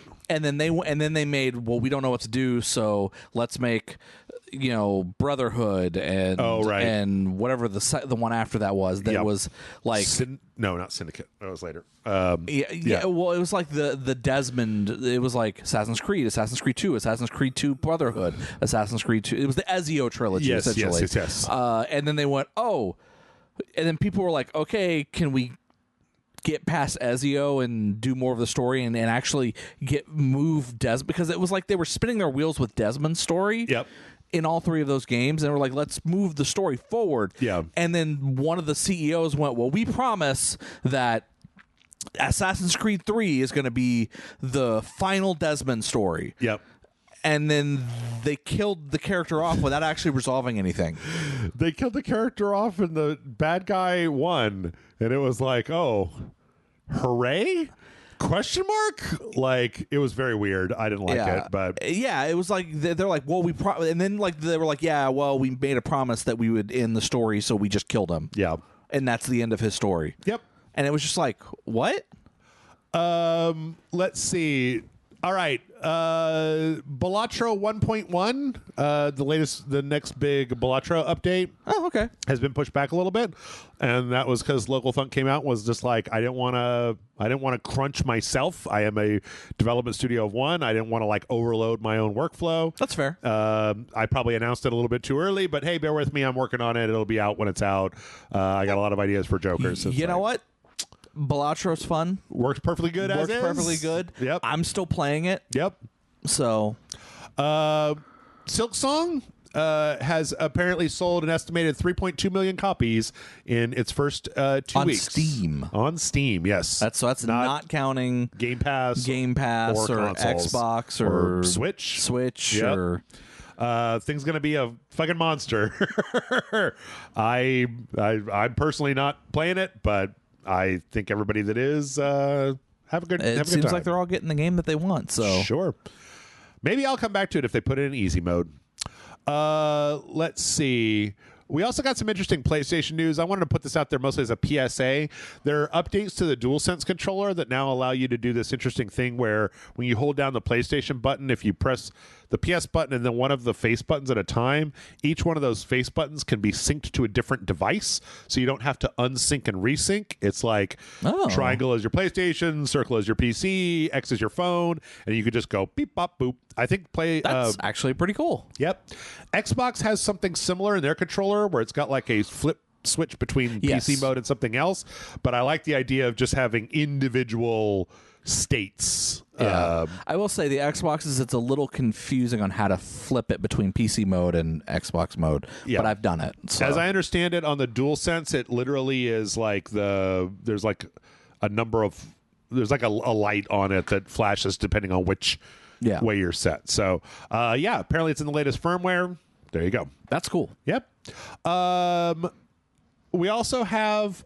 It seems like our buddy Nate the Hate, who is a big leaker online, who does stuff that Leaker's gonna leak. Has a very good track record of being right about their leaks. Has said that it seems like Sony is going to do a state of play at the Tokyo Game Show. Okay, which is next week. So probably within the next week or so, we might have a big Sony thing, which would be interesting to see because, well, everybody's still waiting to see what's going on with fucking Wolverine. Like, we haven't seen jack shit for that forever. Yeah. There's also a bunch of, the Final Fantasy VII Remake Part 3, Kingdom Hearts 4. There's a lot of stuff kind of hanging out there that could come up at a TGS show for Sony. So I hope there is. Also, and not just because it means I'll have something to talk about on this podcast. And last but not least, speaking of Tokyo Game Show and big announcements, the Ryuga Gotoku, the RGG studio that does the Yakuza games, had a tweet that came up on their website. They had a thing. I can't really understand exactly what it is that happened, but it appeared to be a thing that was quickly posted indicating that there is probably going to be a Yakuza Kiwami 3. So the Yakuza Kiwami being remakes of 1 and 2. Yeah. It's been quite a while, but it would make sense if the Like a Dragon series is being very turn-based RPG and you don't have a second Man with No Name or Judgment 3, that the way to have another action-packed game would be to do a Kiwami 3. Yeah. Which, Kiwami 3 and probably Kiwami 4 would round out, because then the 5 was on the PS4. Yeah. I think so. It was more modern. 5 and 6 to kind of get Kiryu's story all accessible in a way that modern gamers can check out. But we know that there's going to be a RGG Summit on September 24th, so next week at TGS, as well as like a RGG Direct. I don't know what the difference is between. I guess one is like trailers, and then one is more like interview focused. Yeah. So, you know what? I never went back to the.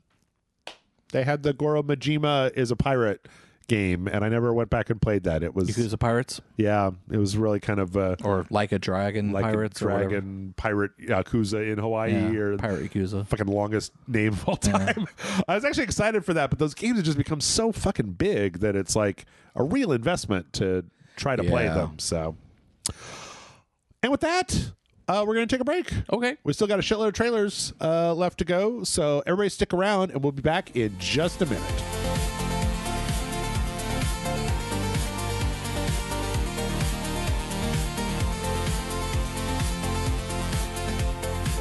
And we're back. Yo. And John, I hope you're not all trailered out, because we still have some more trailers to look at. But let's start with one. Did you see the power of the Megazord in Fortnite? I did. I was aware of the power of the Megazord in Fortnite. Yeah, they've been doing this Power Ranger thing, and apparently, like a lot of the other stuff, they've got like a mode where you'll end up fighting like giant monsters, and you guys get to. I don't know how much of this is actually in the game. The little cutscene of them all jumping into the cockpit like they do in the show. No, apparently that isn't in the game. Like, I've seen like actual gameplay stuff, and okay, it's pretty accurate. But then it looks like another one of those things. I think it was in the Godzilla mode where it's like one team gets to do this and then everybody else has to try to take it down. Like they show a little bit of them fighting giant monsters, but then also like just everybody on the map shooting at the Megazord as it tromps around and kills and kills and kills. Yeah, I don't know. Yeah. You get you play Fortnite? No. Nope. No. Still no Fortnite? I'm not a Fortnite guy. Like I've tried playing Fortnite. Yeah. It's not for me. Yeah. I also want to know what this with the Zordon. Well, no, but like, is this like an emote where you just put down the weird, janky, watery head of Zordon somewhere for a minute, or like I don't know. So, let's see. Relevant to the things that I've been doing, we got the Muzan Kibutsuji trailer for the Demon Slayer Hinokami Chronicles 2, which is the latest one that came out not too long ago. This is the big bad. This is the final boss of the entire thing, and they put out a trailer basically showing him kicking a lot of ass. He's going to be available in the versus mode only, not as a playable character in the story mode. Doing a bunch of his crazy attacks that you see in the show. And then they also showed that there was some paid DLC that's going to be adding in some of the other characters from the movie. As like some of the other big boss characters from the movie are going to be coming in as playable characters. So, yeah, good to see that. Let's see. From there, we got another trailer for Marvel's Cosmic Invasion, introducing 2 new characters. So Black Panther and Cosmic Ghost Rider are the next 2 characters that are being added. Cosmic Ghost Rider's an interesting one. Yeah, I was actually going to ask you. I don't know what a Cosmic Ghost Rider is. So Cosmic Ghost Rider is the Punisher from the future. Oh. He becomes the herald of Galactus. Okay. He becomes a herald of Thanos. Oh.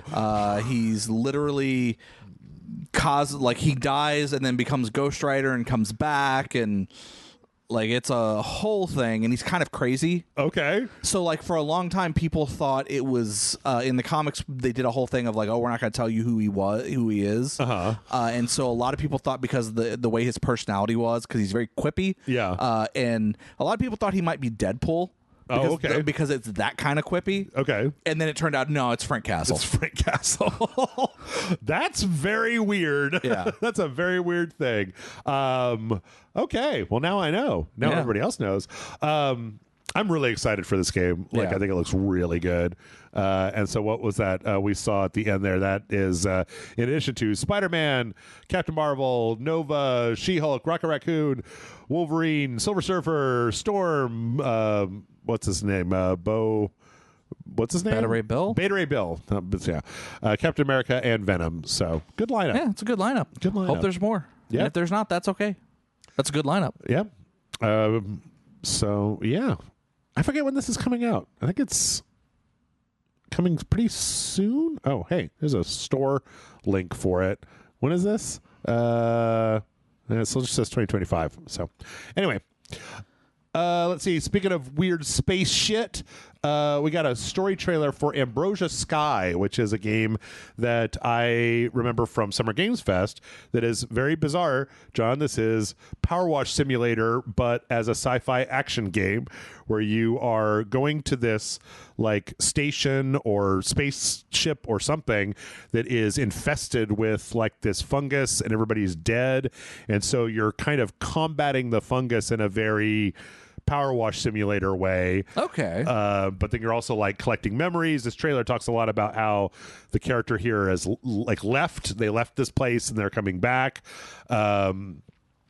It's very striking. Like the visuals for it, in my opinion, are very striking. Main character also has like a bionic arm that you can use to do like zip line moves and stuff. But I like the idea of taking Power Wash Simulator and making it into other stuff that is not just cleaning up the town. And I think that it looks interesting. Yeah, I think the art style is just very, very striking. Like it makes a big impression. Also, the way that the fungus and stuff is like aggressively growing at people. There's a point where you see a character kind of shooting the clean gun like at like an enemy that is following them. So, yeah, really interesting stuff. Very creative. And it's coming out sometime this year. I think there's a demo out right now. I haven't played it just because I want to kind of keep my powder dry and check it out fully when it comes out. But yeah. Let's see. Speaking of space games, I've been really interested in this Alien Rogue Incursion Evolved Edition. This is the Alien VR game that came out last year, but they've remastered it into just a first-person shooter as opposed to a VR game. And it reminded me that, like, I think, you correct me if I'm wrong here, John, I think that Colonial Marines was the last first-person shooter Alien game, because like the online one was like a third-person action game. Yeah, I think you might be right. Alien Isolation was like a hiding game. Yeah. But when it comes to just like here's the iconic Space Marine assault rifle, there's going to be a bunch of xenomorphs coming at you. I don't know if we've had one of those, especially one that was single player focused. I don't think we've had one in a while. Which is a shame, because like I think that's like what I want to do with xenomorphs, right? Shoot them with an assault rifle, as opposed to just hiding from them. But yeah, I mean, I think it looks like they made a really good, like a good single player game, and now it's going to be accessible even if you don't have a VR headset. So I'm super excited. It was always weird to me how it seemed like we couldn't get video games, and Alien should be an easy mix, right? And that it just didn't seem like it was ever able to be put together in a really good way. Like it was the AVP games for a long time, and those were like okay. And then you had the disaster of Colonial Marines. So I don't know. Any interest? I mean, it looks interesting. I'd play it. Yeah. I like the Alien franchise. I've rewatched most of the movies recently. Oh yeah, within the last 6 months, and I've watched the first like 3 or 4 episodes of the TV series, the current TV series. Oh yeah. I'm a little behind on it. I watched the first 2. Does it? I thought it was good. I just didn't stick with it. Is it continued to be good? Yeah, like good and engaging. I like the idea that somebody finally took that world and was spinning out new stuff that wasn't just the James Cameron Space Marine Colonial Marines designs from Aliens. Like you're actually seeing different guns and armor and cities and tech and stuff that was still all thematically appropriate for the universe, but not just like a carbon copy of that. Yeah, it's there are some things that kind of a lot like may retcon some bigger stuff. Like a lot now, people are wondering if the or some people are wondering if the Prometheus and Aliens Romulus. Not Romulus. No, Romulus was the last one. Covenant. Like if Prometheus and Covenant are still continuity canon or not with the current Alien franchise. But given the fact that Ridley Scott is still involved as a producer on the series and with the franchise, I would imagine they are still. Okay. And Ridley Scott is apparently working on something that he's not directing, but he's like, that's like, no, I'm working on something Alien related. Yeah, I'll have to get back to that show one of these days. But yeah, I think this looks really good. So can't wait to check it out. It's coming out I think it's going to be out by the time you hear this podcast. So okay. We got the expansion. We got the story for the expansion. The second Atomfall expansion, the Red Strain. This one looks a little bit more Atomfall-y. Like the last one was all about like the Druid faction.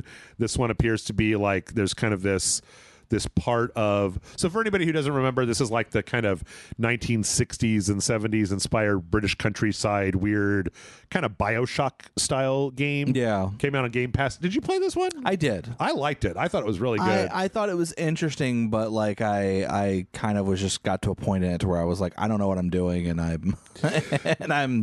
want a little bit more structure. I can understand that. It's very open-ended. But yeah, this one appears to have, it's like you're kind of in this area where there's this thing called the Red Strain that's infecting people and making them kind of go nuts. There's also kind of this giant, like one of the big robots that's there is like a big, like a protector. It looks like there's a bunch of new guns. There's like a flamethrower and a minigun. There's silencers for guns, which I don't believe was in the main game, which would have been incredibly useful in the main game. It also looks like you can take over some of the big robot guys and have them like fight on your side. I don't know. I'm glad that this franchise worked out well for Rebellion, because as near as I can tell, they've just been doing nothing but making Sniper Elite games for the last like 10 years. So I'm glad to see them to get a little bit of credit for doing something new. I don't know if I'll have time though to get into it because, as previously mentioned, million things. Somebody's got to beat Baby Steps, John. All right, somebody in the world has to beat Baby Steps. So yeah. We got the story so far trailer for Dying Light: The Beast. Again, by the time you hear this, Dying Light: The Beast will be out. This is going over basically a recap of the entire series of events from the original Dying Light, as well as the I don't remember if it was called The Fall, where you went out. There was like a big open world where you got like a dune buggy and you were out in the countryside where you like left the town. There was a big expansion for Dying Light. I was a huge fan of this game. Yeah. Like, I always was like, screw Dead Rising. Dying Light's the way to go because it had all the weird parkour stuff. And correct me if I'm wrong, and I'm very mostly wrong in this case, because I vaguely remember there being a sequel announced for Dying Light. Yes. That was so dramatically different from what Dying Light was that it almost came off like it was a different game. So I don't know about that. I think that it had enough similarity to it that it still had the parkour. It still had kind of like the power set and stuff. It still had the parkour stuff, but like there was like a whole thing with society rebuilding itself, and depending on choices you made, depended on... Yeah, you were in a different area, and it was a very choices matter. And everything was factional. Like either red or blue, and like certain choices would give blue more ground, and it would make certain things like, it was like, oh, there's less security in the city, but zombies come out more, at night or whatever. And then, oh, red, there's more security and there's less zombies, but or something like that. I believe that was part of it. I know that like the thing that stopped me from it was they kept saying like this game is like 250 hours long and like the main campaign is like 80 hours long, and I was like, motherfuckers, I don't want to play one video game even if it's a game that I like for that long, and so I just kind of skipped it. But yes, I believe everything you said was part of Dying Light 2. The main thing here is that you are playing in Dying Light: The Beast as the character from the first game, who was captured at the end of the second DLC. But the whole, like, the trailers for the actual game, because it's just a recap, right, seems to be that, like, your character retains all of the upgrades from the game, so you're, like, a super heroic murder machine because you have all of these mutations and upgrades and stuff, and have been fighting these zombies for so long that you're just like this fucking annihilator, which I kind of like as a good idea, as opposed to just, well, here's the new guy and start over from scratch and get going. So I don't know. We'll see how it goes. Coming out, I mean, like I said, it should be out. I think it came out the day that we're recording this, so by the time you hear this, it definitely should be out. We got the release date for Darkenstein 3D. Yo. Darkenstein 3D is I believe this was made by one guy, and it's very much a throwback to Wolfenstein, with a lot of like super over the top violence against Nazis. You can throw rats at their faces. There's like a lot of, exploding guys into like rib cages and meaty gibs and stuff like that. And I don't know if this is actually true, but at the end of this trailer, it's like it's also free. Everybody can just get it on Steam and play it for free. Have you run into this before? I think I've seen like one trailer. I have not. This is the first I've heard of this game. What do you think? What do you think about what you're saying here? If free, I'm on board. Yeah. If it's not free, and that's certainly possible, I might still be on board if it's fun. Yeah. It looks like it looks fun, and we all want to kill Nazis, so... Yeah. It looks like a real big, like, throwback, right? Even the font they use is just like that's total Wolfenstein 3D font. Yeah. October 21st. October 21st, yep. There's like a skull that you can use to electrocute people, like flamethrowers. Oh, yeah. This looks like a modern Wolfenstein, totally. Yep. It looks ultra violent in the way that I want. So, yeah. But it says, I don't know, at the end here it says available for free in all PC storefronts. No in-game store. Microtransactions or hidden fees. Yeah. I don't know. Okay. I've been a big fan of the Switch to, I don't think I was at first, but to switch from like pixel art throwback to PSX lo-fi poly throwback stuff. I kind of like that. Keep your development costs down by making it look a little bit more primitive. But let's see. We got a trailer for Little Nightmares 3 that is telling us that there is a new demo that is out for it that you can play. I don't know. It's funny because Little Nightmares 3 is kind of right around the corner. Yeah. I've never vibed as hard with the Little Nightmares franchise as I think a lot of other people have. Like, I think for some people it's like really a thing, but for me it's always just been like, okay. Yeah, no, I've never really. I think I played the first one a little bit, but I didn't really get into it. Yeah. Still, you can go play the demo. They're still making them. Go play the demo. Yeah. They're also remastering the first one, I believe, and there's also a bunch of like transmedia tie-in stuff for it. So, we got the launch trailer for No, I'm Not Human. A game, if I remember, somebody wrote a comment. Amanda and I played this week, and somebody wrote a comment saying that we were really ruined the dark and gritty atmosphere of the game by kind of being jerks about it the entire time. I mean, have you watched RageSelect? Of course we're going to be jerks about it the whole time. Probably not. They probably just wandered into a No, I'm Not Human video, and they were like, what's this? And they're like, why won't these people shut up and take this seriously? I've been watching this game for a long time. I think I finally figured out that it's like, so the sun has fucked up the world and you can't go out during the day, and at night people come to your house and they want to be let in, but there are these doppelgangers called the visitors that if you let them into your house will kill you. But if you're in your house by yourself, they will also break in and kill you. Like, there's safety in numbers.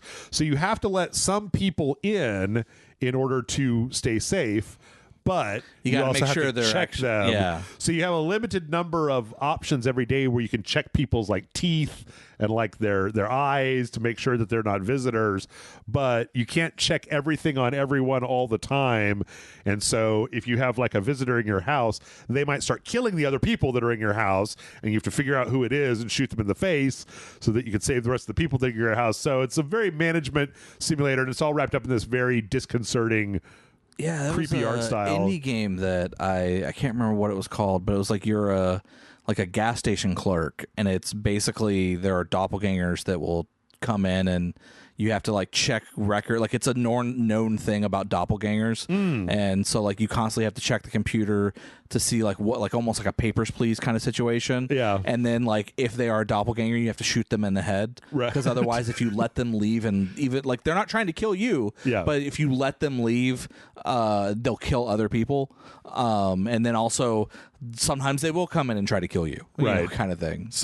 There was a game that Amanda and I played where it was like that, but you were in an apartment building, and there were these doppelgangers that would keep coming in, and some of them, they were aliens, and some of them were like really obvious. They'd have like a tentacle growing out of their head, and you'd be like, are you a human? And they'd be like, yes, I totally am. And you'd be like, get out of here. Yeah, no, and like in this game that I'm talking about, sometimes it's like that. Sometimes they look totally normal, and then sometimes it would be like literally just a giant monster just walks up, is like, hi, I'm Steve, right?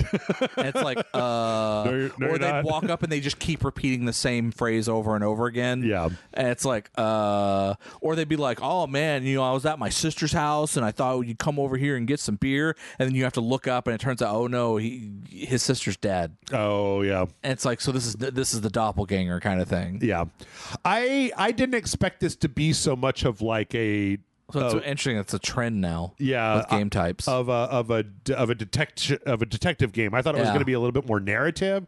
So I think I was a little bit disappointed that it was like because the game wasn't really explicit at first about why you needed people to be in your house. Yeah, and I was just like, well, we got to let somebody in, because all night people come to your door and they're like, hey, let me in your house, and it's like, why? There's like doppelganger murderers out there. No, you can't come in. So I don't know. It seems interesting, but it wasn't. I was really psyched because I love the way that the art style. Yeah, it's like I like the art style. Creepy art style. So anyway, and then there's also like you can keep looking in the mirror to check yourself, know if you're a doppelganger, because it's unclear. Yeah. Speaking of interesting, weird throwback games, we got the Eclipsium trailer. This is like a first-person, I think like an adventure game. I remember seeing this because of the weird photorealistic pixel hand that you have, where you're kind of going through this strange world. But I didn't know until I saw this trailer that there's like a giant woman looking at you, and it's this very esoteric art style where you're wandering through this kind of low poly strange world. I am 100% unclear what you are doing, why you are doing it, or what anything is. I like the look of it, though. But the look of it is so striking. Yeah. That it's hard to... It really does catch the attention when you look at it. Yeah, that one does look really cool. Yeah. It also is out tomorrow as of us recording. Like by the time you hear this, it'll be out. So, yeah, I think it looks really striking, really just makes an impression when you see it. So I assume you hadn't seen this one before. No, I can tell you most of these trailers I probably haven't seen. Yeah. Yeah. Let's see. From there, we got a... I haven't heard from Skate Story in a while. Skate Story! So we got an official gameplay overview in Skate Story, which basically was just them kind of reiterating things that people like you and me who have been watching this game for a while already know. You are a demon made of pain and glass in hell. Your only way to get out of hell is to skateboard your way out. But because you are made of glass, if you fall... You shatter. Yeah. Or if you hit something wrong and it'll shatter like a piece of you. Yes. Yeah, you could take like some damage, but if you wipe out, you just completely fucking shatter down on the ground. Yeah, it's just been a while since I've heard about it. A lot of skateboard games coming out. Yeah. Right now. Well, if I remember correctly, this is only made by one dude. I think, yes. Which is why it's taking so long to come out. Yes. I did think, though, that I just skipped over the part where we need to see him shatter. That it is coming out at some point this year. Yeah. I don't think we have a specific release date for it yet. But, yeah, if you're into skateboarding games, it seems like a really interesting take. It seems like there was also another one that I remember that was like a roguelike that was like a combat skateboarding game where you were a demon, again, trying to skateboard your way out of hell. But it was more of like a roguelike where you did go to levels. I may know which one you're talking about. That one is already out, I think. Yeah, at least in early access, if not full release. Let's see. Strange Antiquities launched. I didn't know that I wasn't 100% aware of this. There was a game called Strange Horticulture that came out a little while back where you had to like... You ran like a horticulture shop, and people would come in, and you would kind of be doing like eldritch potions and selling them ingredients and stuff like that. This is like that, and I think it's in the same universe as that game, except now you're running an antique shop full of strangely eldritch stuff, and you're trying to figure out what's going on with the people that come in. And there's a cat that you could pet. So, well, as long as they let you pet the cat. As long as you can pet the cat. I don't know what else. I don't know what else you people want out of video games if that's all you got. Yeah, same art style.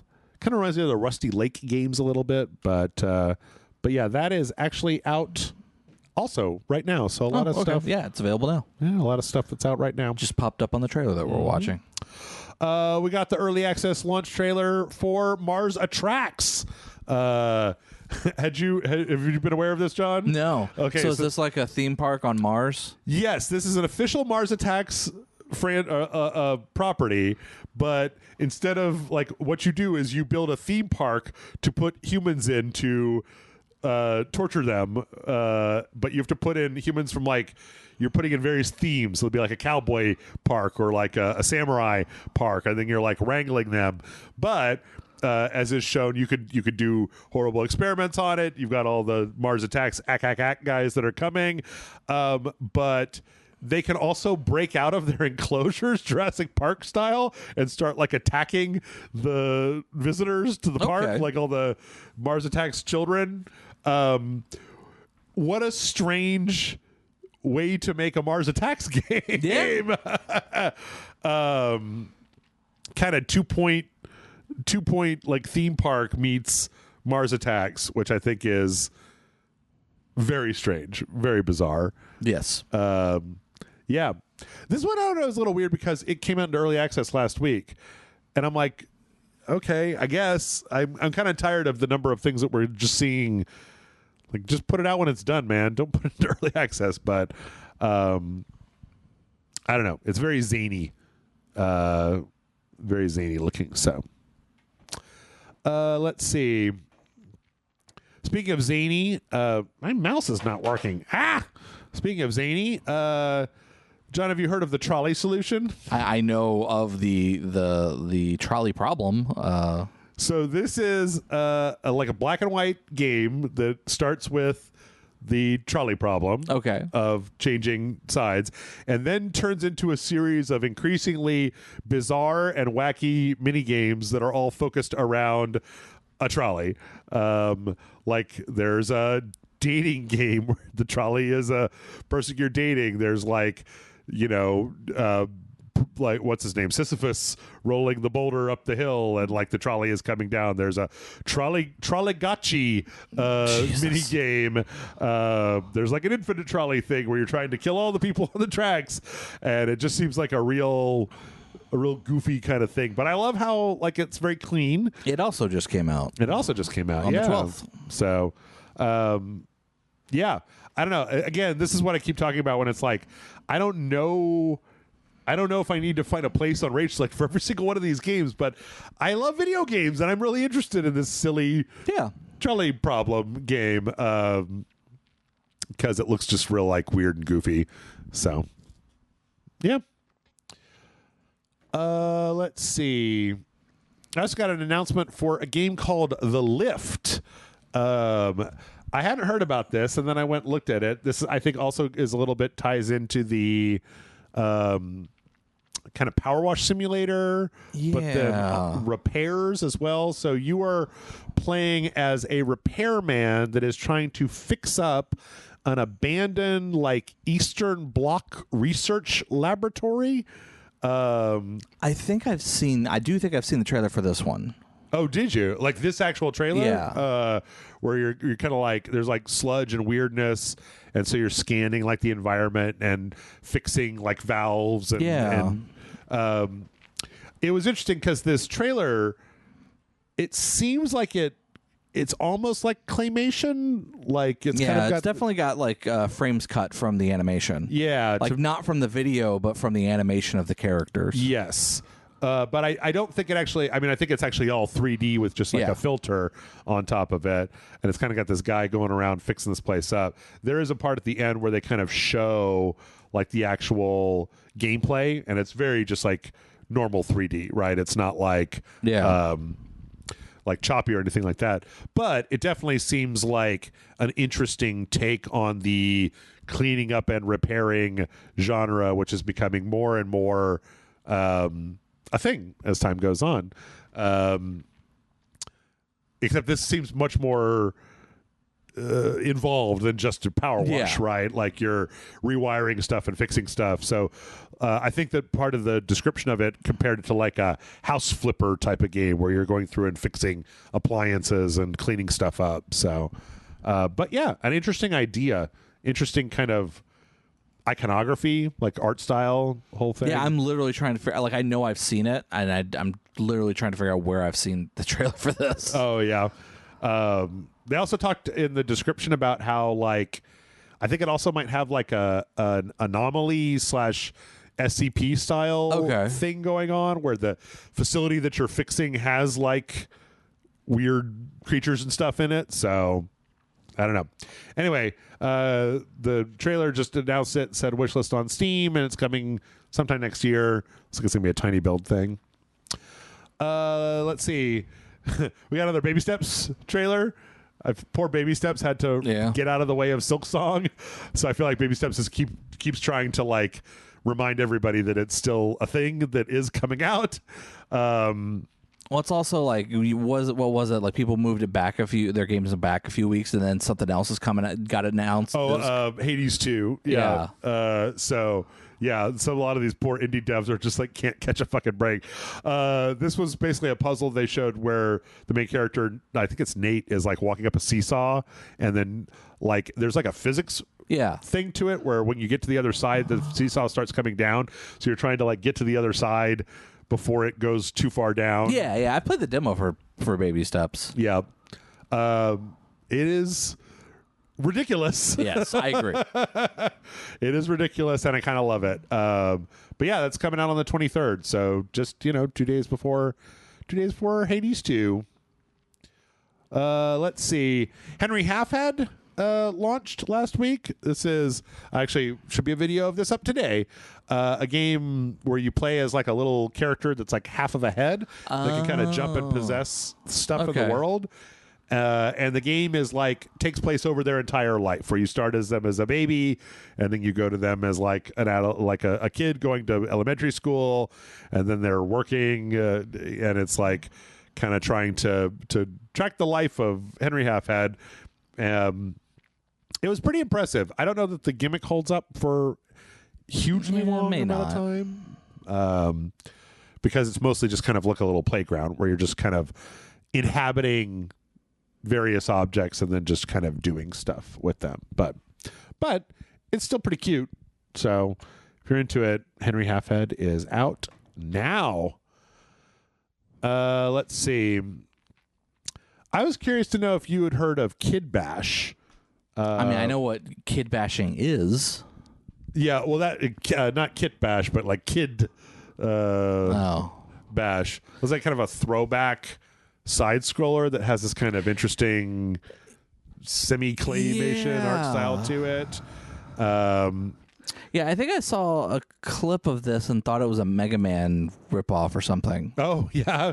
Yeah, I always thought of it. It looked like Alex Kidd, sort of. Yeah, I see that. But yeah, it looks like it's like a side scroller where you can kind of combine different power sets in order to create different builds. And I mean, outside of that, it looks like a somewhat generic like 2D action side scroller. But the art style does a lot, and it looks like it could be, fun, if not the most striking thing I've ever seen in my life. So yeah. I was trying to look to see who made it or what the studio that was working on it. Let's see. Oh, there's a lot of stuff here at the end. Oh. Fat Raccoon and Authentic Remixes. Okay. 2 companies I've never heard of in my life. Don't know anything about them. Yeah. Well, speaking of, this may not be a Mega Man ripoff, but we also got the announcement of the Mega Man Star Force Legacy Collection. Capcom has not remastered and re-released every single Mega Man game just yet. Well, I know people really wanted more of those games, so... Do you know Star Force? I know nothing about it. Apparently, this is like a spin-off of the Battle Network franchise. So, a spin-off of a spin-off. And there are... If I can take a look at this thing, there were like, it looks like they had like a Pokemon kind of 3 different versions of the first one, and then like there were a few different versions of the second and third. So it's 1, 2, 3, 4, 5, 6, 7 games, but it looks like mostly 3 games, just in different varieties. So, and that's coming out sometime next year. So not something that's out today, but sometime next year. And then wrap it up. We've got a few more things here on the list. We got the announcement from Pocket Pair that Power World is going to be kind of going a little bit dark for a little while because they're gearing up. Technically, Power World is still in early access. Yeah. And they are shooting to get a 1.0 release in 2026 next year. So in the meantime, they're basically, instead of doing incremental updates, going to be hunkering down to start by kind of smoothing out the underlying game and then creating a shitload of content to go into the full 1.0 release of the game. Okay. Which I think is good. I really like Power World. Yeah, I generally liked Power World. I kind of got tired of it very quickly. Yeah. But it seemed nice. Seemed good. They've added in quite a bit over the last few updates between the there was a Terraria crossover as well as a few other things that were kind of interesting. So, but yeah, they basically just said, bear with us. We are trying to get this all done so we can get a 1.0 out. Dispatch got a release date trailer. Yeah, I was actually kind of surprised that Dispatch wasn't going to be on Xbox. It's PlayStation 4 and PC. Oh, or PlayStation okay. 5 and PC. Okay, they probably signed some kind of exclusivity deal. Or at least everything I've seen says it's only PlayStation 5 and PC. I don't know. Let's look it up. I thought it was going to be kind of everywhere, but yeah, I played the demo for this on Steam, and I really liked it. Yeah, for those of you who don't remember, this is a game where you're playing. Let's see. So it's very much it's by the same people that made PS5 and Windows. There you go. Yeah, it's by the same people that made Tales from the Borderlands and there's one other one, A Wolf Among Us. Oh yes. And which were fine, like Telltale style games, but like done better. Yes. And this one is about a hero who had a mech suit and a villain destroys his mech suit, and it's being repaired, but it's literally going to be months, if not longer, before it's in usable shape. Right. To the point of that he can either quit or, quit being a hero, or he can do this dispatch thing. And he decides to become a hero dispatcher. Yep. So it's like it's like kind of a management sim where you've got a team of heroes and you are like, you get reports of things that are happening, and then you choose what heroes would be best for what situations, and depending on how well you choose, it's got a star-studded cast. So they resolve one way or the other. There's also a little bit of a hacking minigame. I'm glad that this isn't just purely narrative, that there is some mechanical stuff going on in here. But yes, you are correct. The huge voice cast, probably most notable, Aaron Paul is playing the main character, and Jeffrey, what's his name? Yeah, I think I know who you're talking about. He plays the Jeffrey Wright. Yeah, plays the older guy, but also a bunch of other people in here: Laura Bailey, Jacksepticeye, was Critical. Well, I mean, I think Critical Role is also like producing the game. Yes. So a lot of Critical Role's cast is in this. Yes. As voices as well. So the other thing, if y'all don't, anyway, to bury the lead here, October 22nd is when it's coming out.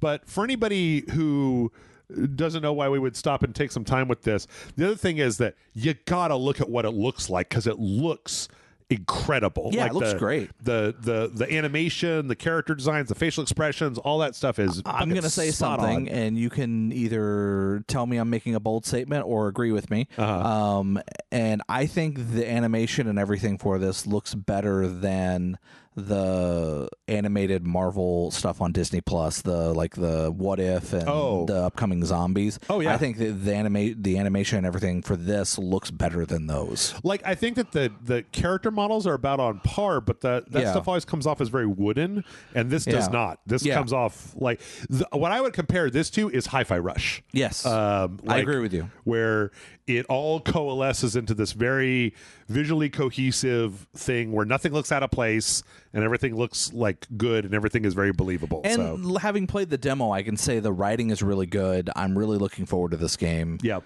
And playing and giving it a full sit down and playthrough. Yep. Again, I think that I'm glad that it's not just a narrative Wolf Among Us type of thing. I'm glad that it has like this mechanical part, because I like that part of trying to figure out what things to send people to and that kind of thing. I like that piece of the puzzle. So, but yeah, right around the corner, October 22nd. We'll see how that goes. Speaking of cartoons, we got another big trailer for Splinter Cell Death Watch. Not a game, but the animated Netflix show. Oh. I don't know if you were. I know you don't. Didn't know this was a thing that was happening. Yep. But also, I don't have Netflix. So. Yeah. So the big. Okay. So here's the big stuff. Liev Schreiber is playing Sam Fisher. Okay. Not Michael Ironside. I think it was a matter of time until we had to get somebody new to do this, and I think he's not quite the same, but he does a gravelly old guy. Yeah. This also seems like it's based a lot on what happens in Splinter Cell Chaos Theory. Okay. And at the end of that, there's the guy. This is like a flashback towards the end of that game where you kind of have like a moment in the game where you have to decide whether to shoot this guy or not. And it appears that like his daughter is like the big bad seeking revenge, and that Sam Fisher is teaming up with this kind of younger agent to kind of go on a mission and see about taking out this new threat. I've heard good stuff about Ubisoft's adaptations on Netflix, as opposed to some of the other crap that they put out. Like I actually heard that the Captain Laserhawk or whatever was good. Yeah. Is this also by the Shankar dude or whatever his name is? No, that would be like the Castlevania stuff. Yeah. Oh no, he did. Well, he also did the Captain Falcon thing. Yeah, he did do that. I don't think so.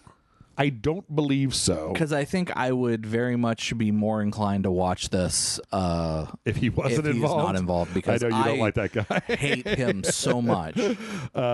Let's see. Developed by, starring, composers. I don't see his name on any of the credits, so I don't know. We'll see. Well, mostly because he's just a producer. Yeah. Like, literally, that's all he is a producer. Mm-hmm. He's not a writer. He's not a director. He's just a producer. Yeah. And he talks about all of these projects like they're his pet projects, and he is personally writing them, and he is personally directing them, and he doesn't. Yeah. He hasn't written or directed a fucking single one of them. I'll give it a shot just because the last Splinter Cell game was an Xbox 360 game. Yeah. So it's been a long time since I've seen Mr. Fisher, even as an old man, doing stuff. I would like to. Animation looks nice too. Yeah, it looks pretty good. I'd like to see it. His beard is very fluffy. He's an old man. He's kind of got your beard style. Well, I'm an old man too. Not as old as him. We're all old men now, John. And you're older than me. That's true. I very much am.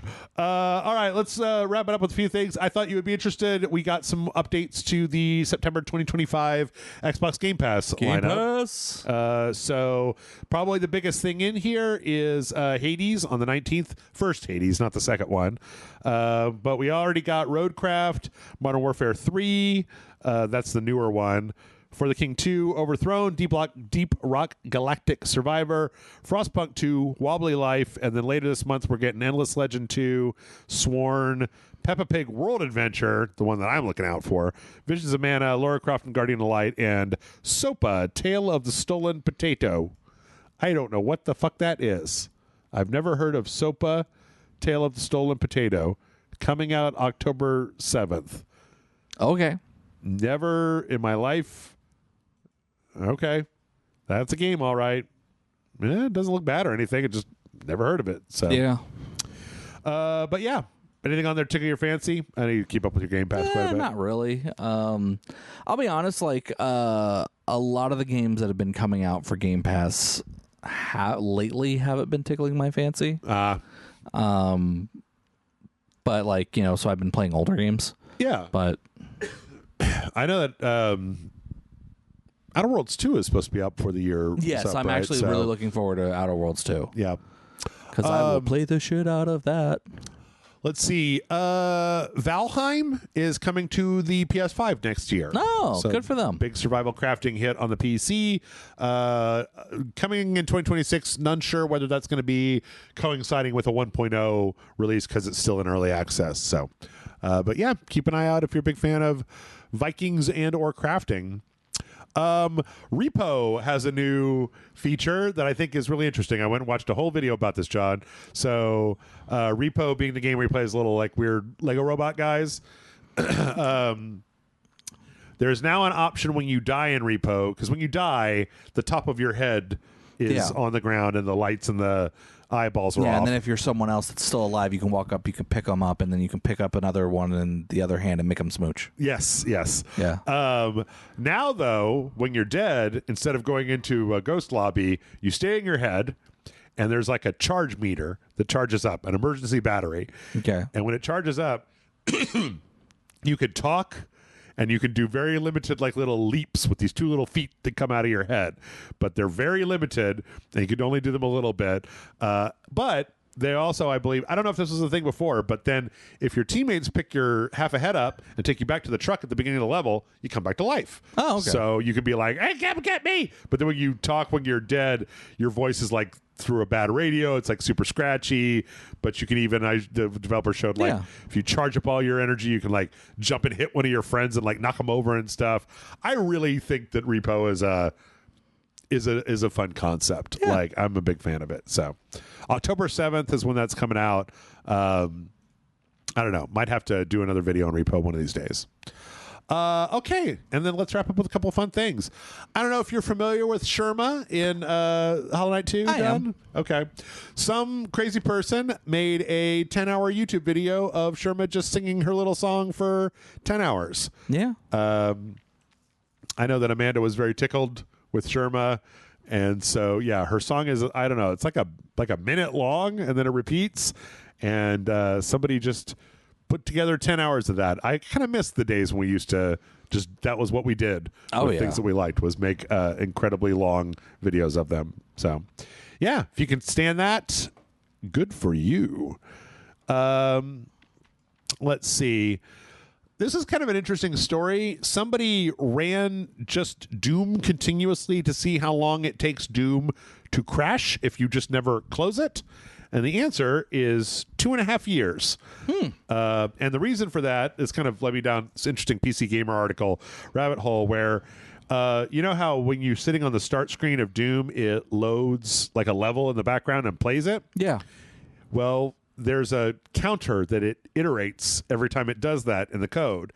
And if you let that happen as it goes on, after 2.5 years, it finally does an overflow and fucks up that variable and crashes the entire game. And this led to a bunch of interesting stuff where it's like, it turns out that in Crash 3, if you let that game, if you accelerate it through like 3 or 4 years, like the timer will finally hit its limit and then turns negative, which then causes the entire rest of the game, like it causes enemies to start going backwards and appearing under the level and doing weird stuff. There's like apparently a whole community online that just does nothing but like kind of hacking into games to see what happens if you make them games with timers run for years. Like in Super Paper Mario, there's like a thing where you have to bake a pie and it'll burn if you let it go for a certain amount of time. But if you let the game run for like 3 years or something, then it comes out fine because that timer finally cuts back over its max limit. So, yeah, interesting article. Go check it out on PCGamer.com. It's called Someone Ran Doom to See How Long It Takes to Crash Out. And last but not least, John, I don't know if you like mods. Are you a big fan of mods? Let me make sure that I get the right person here. James Channel, I guess. Yeah, James Channel decided that he was going to make an Xbox portable, original Xbox portable, but this was done in the jankiest way I've ever seen in my entire life, where like I'll skip forward to where the finished product is pretty much done, but like he or they, I don't even really know, like literally cut a controller in half and has like the disk drive just spinning like open at the bottom of the thing. They have like a really cheap screen, like the speakers are just completely open to the world. They had to cut apart a bunch of the PCBs, like the entire back of this thing is just nothing but board. At one point they say that they want to put the Xbox badge from the top of the Xbox on there, but they broke it taking it off, so they had to like hot glue it together in pieces. And then at the end they were like, also I made a case for it, and that case is just duct tape all over the entire thing. The most impressive part is at the very end it does run, and they're able to play Halo for a little while.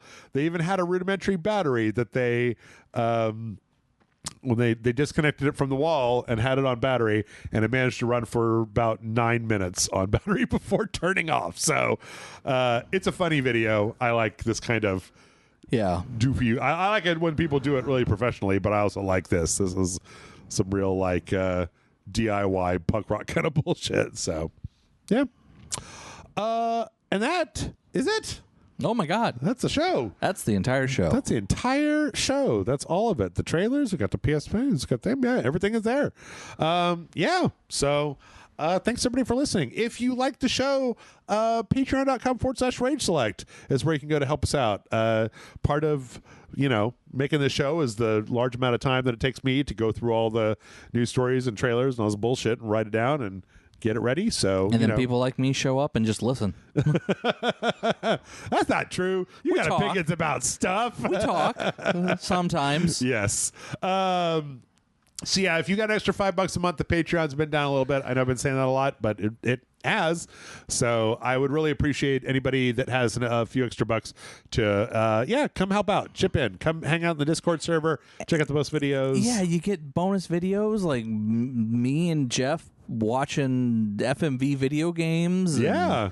Or a playlist of Elden Ring that's so long. Elden full playthroughs of pretty much all the Soulsborne games, except for the DLC for Dark Souls 2. Yeah, except for the DLC of Dark Souls 2. Yep. And like a whole bunch of other stuff. I think we did, if I'm not mistaken, we did a full playthrough of the first Metal Gear Solid game. Yeah.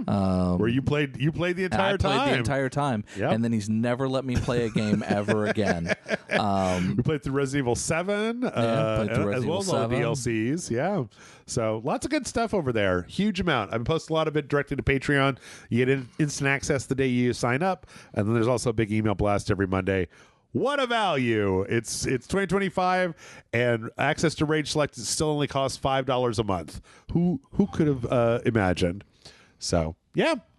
And with that, I think we're going to go ahead and wrap it up. John, any last thoughts? That's good. All right. Let's go. Later. See you, everybody.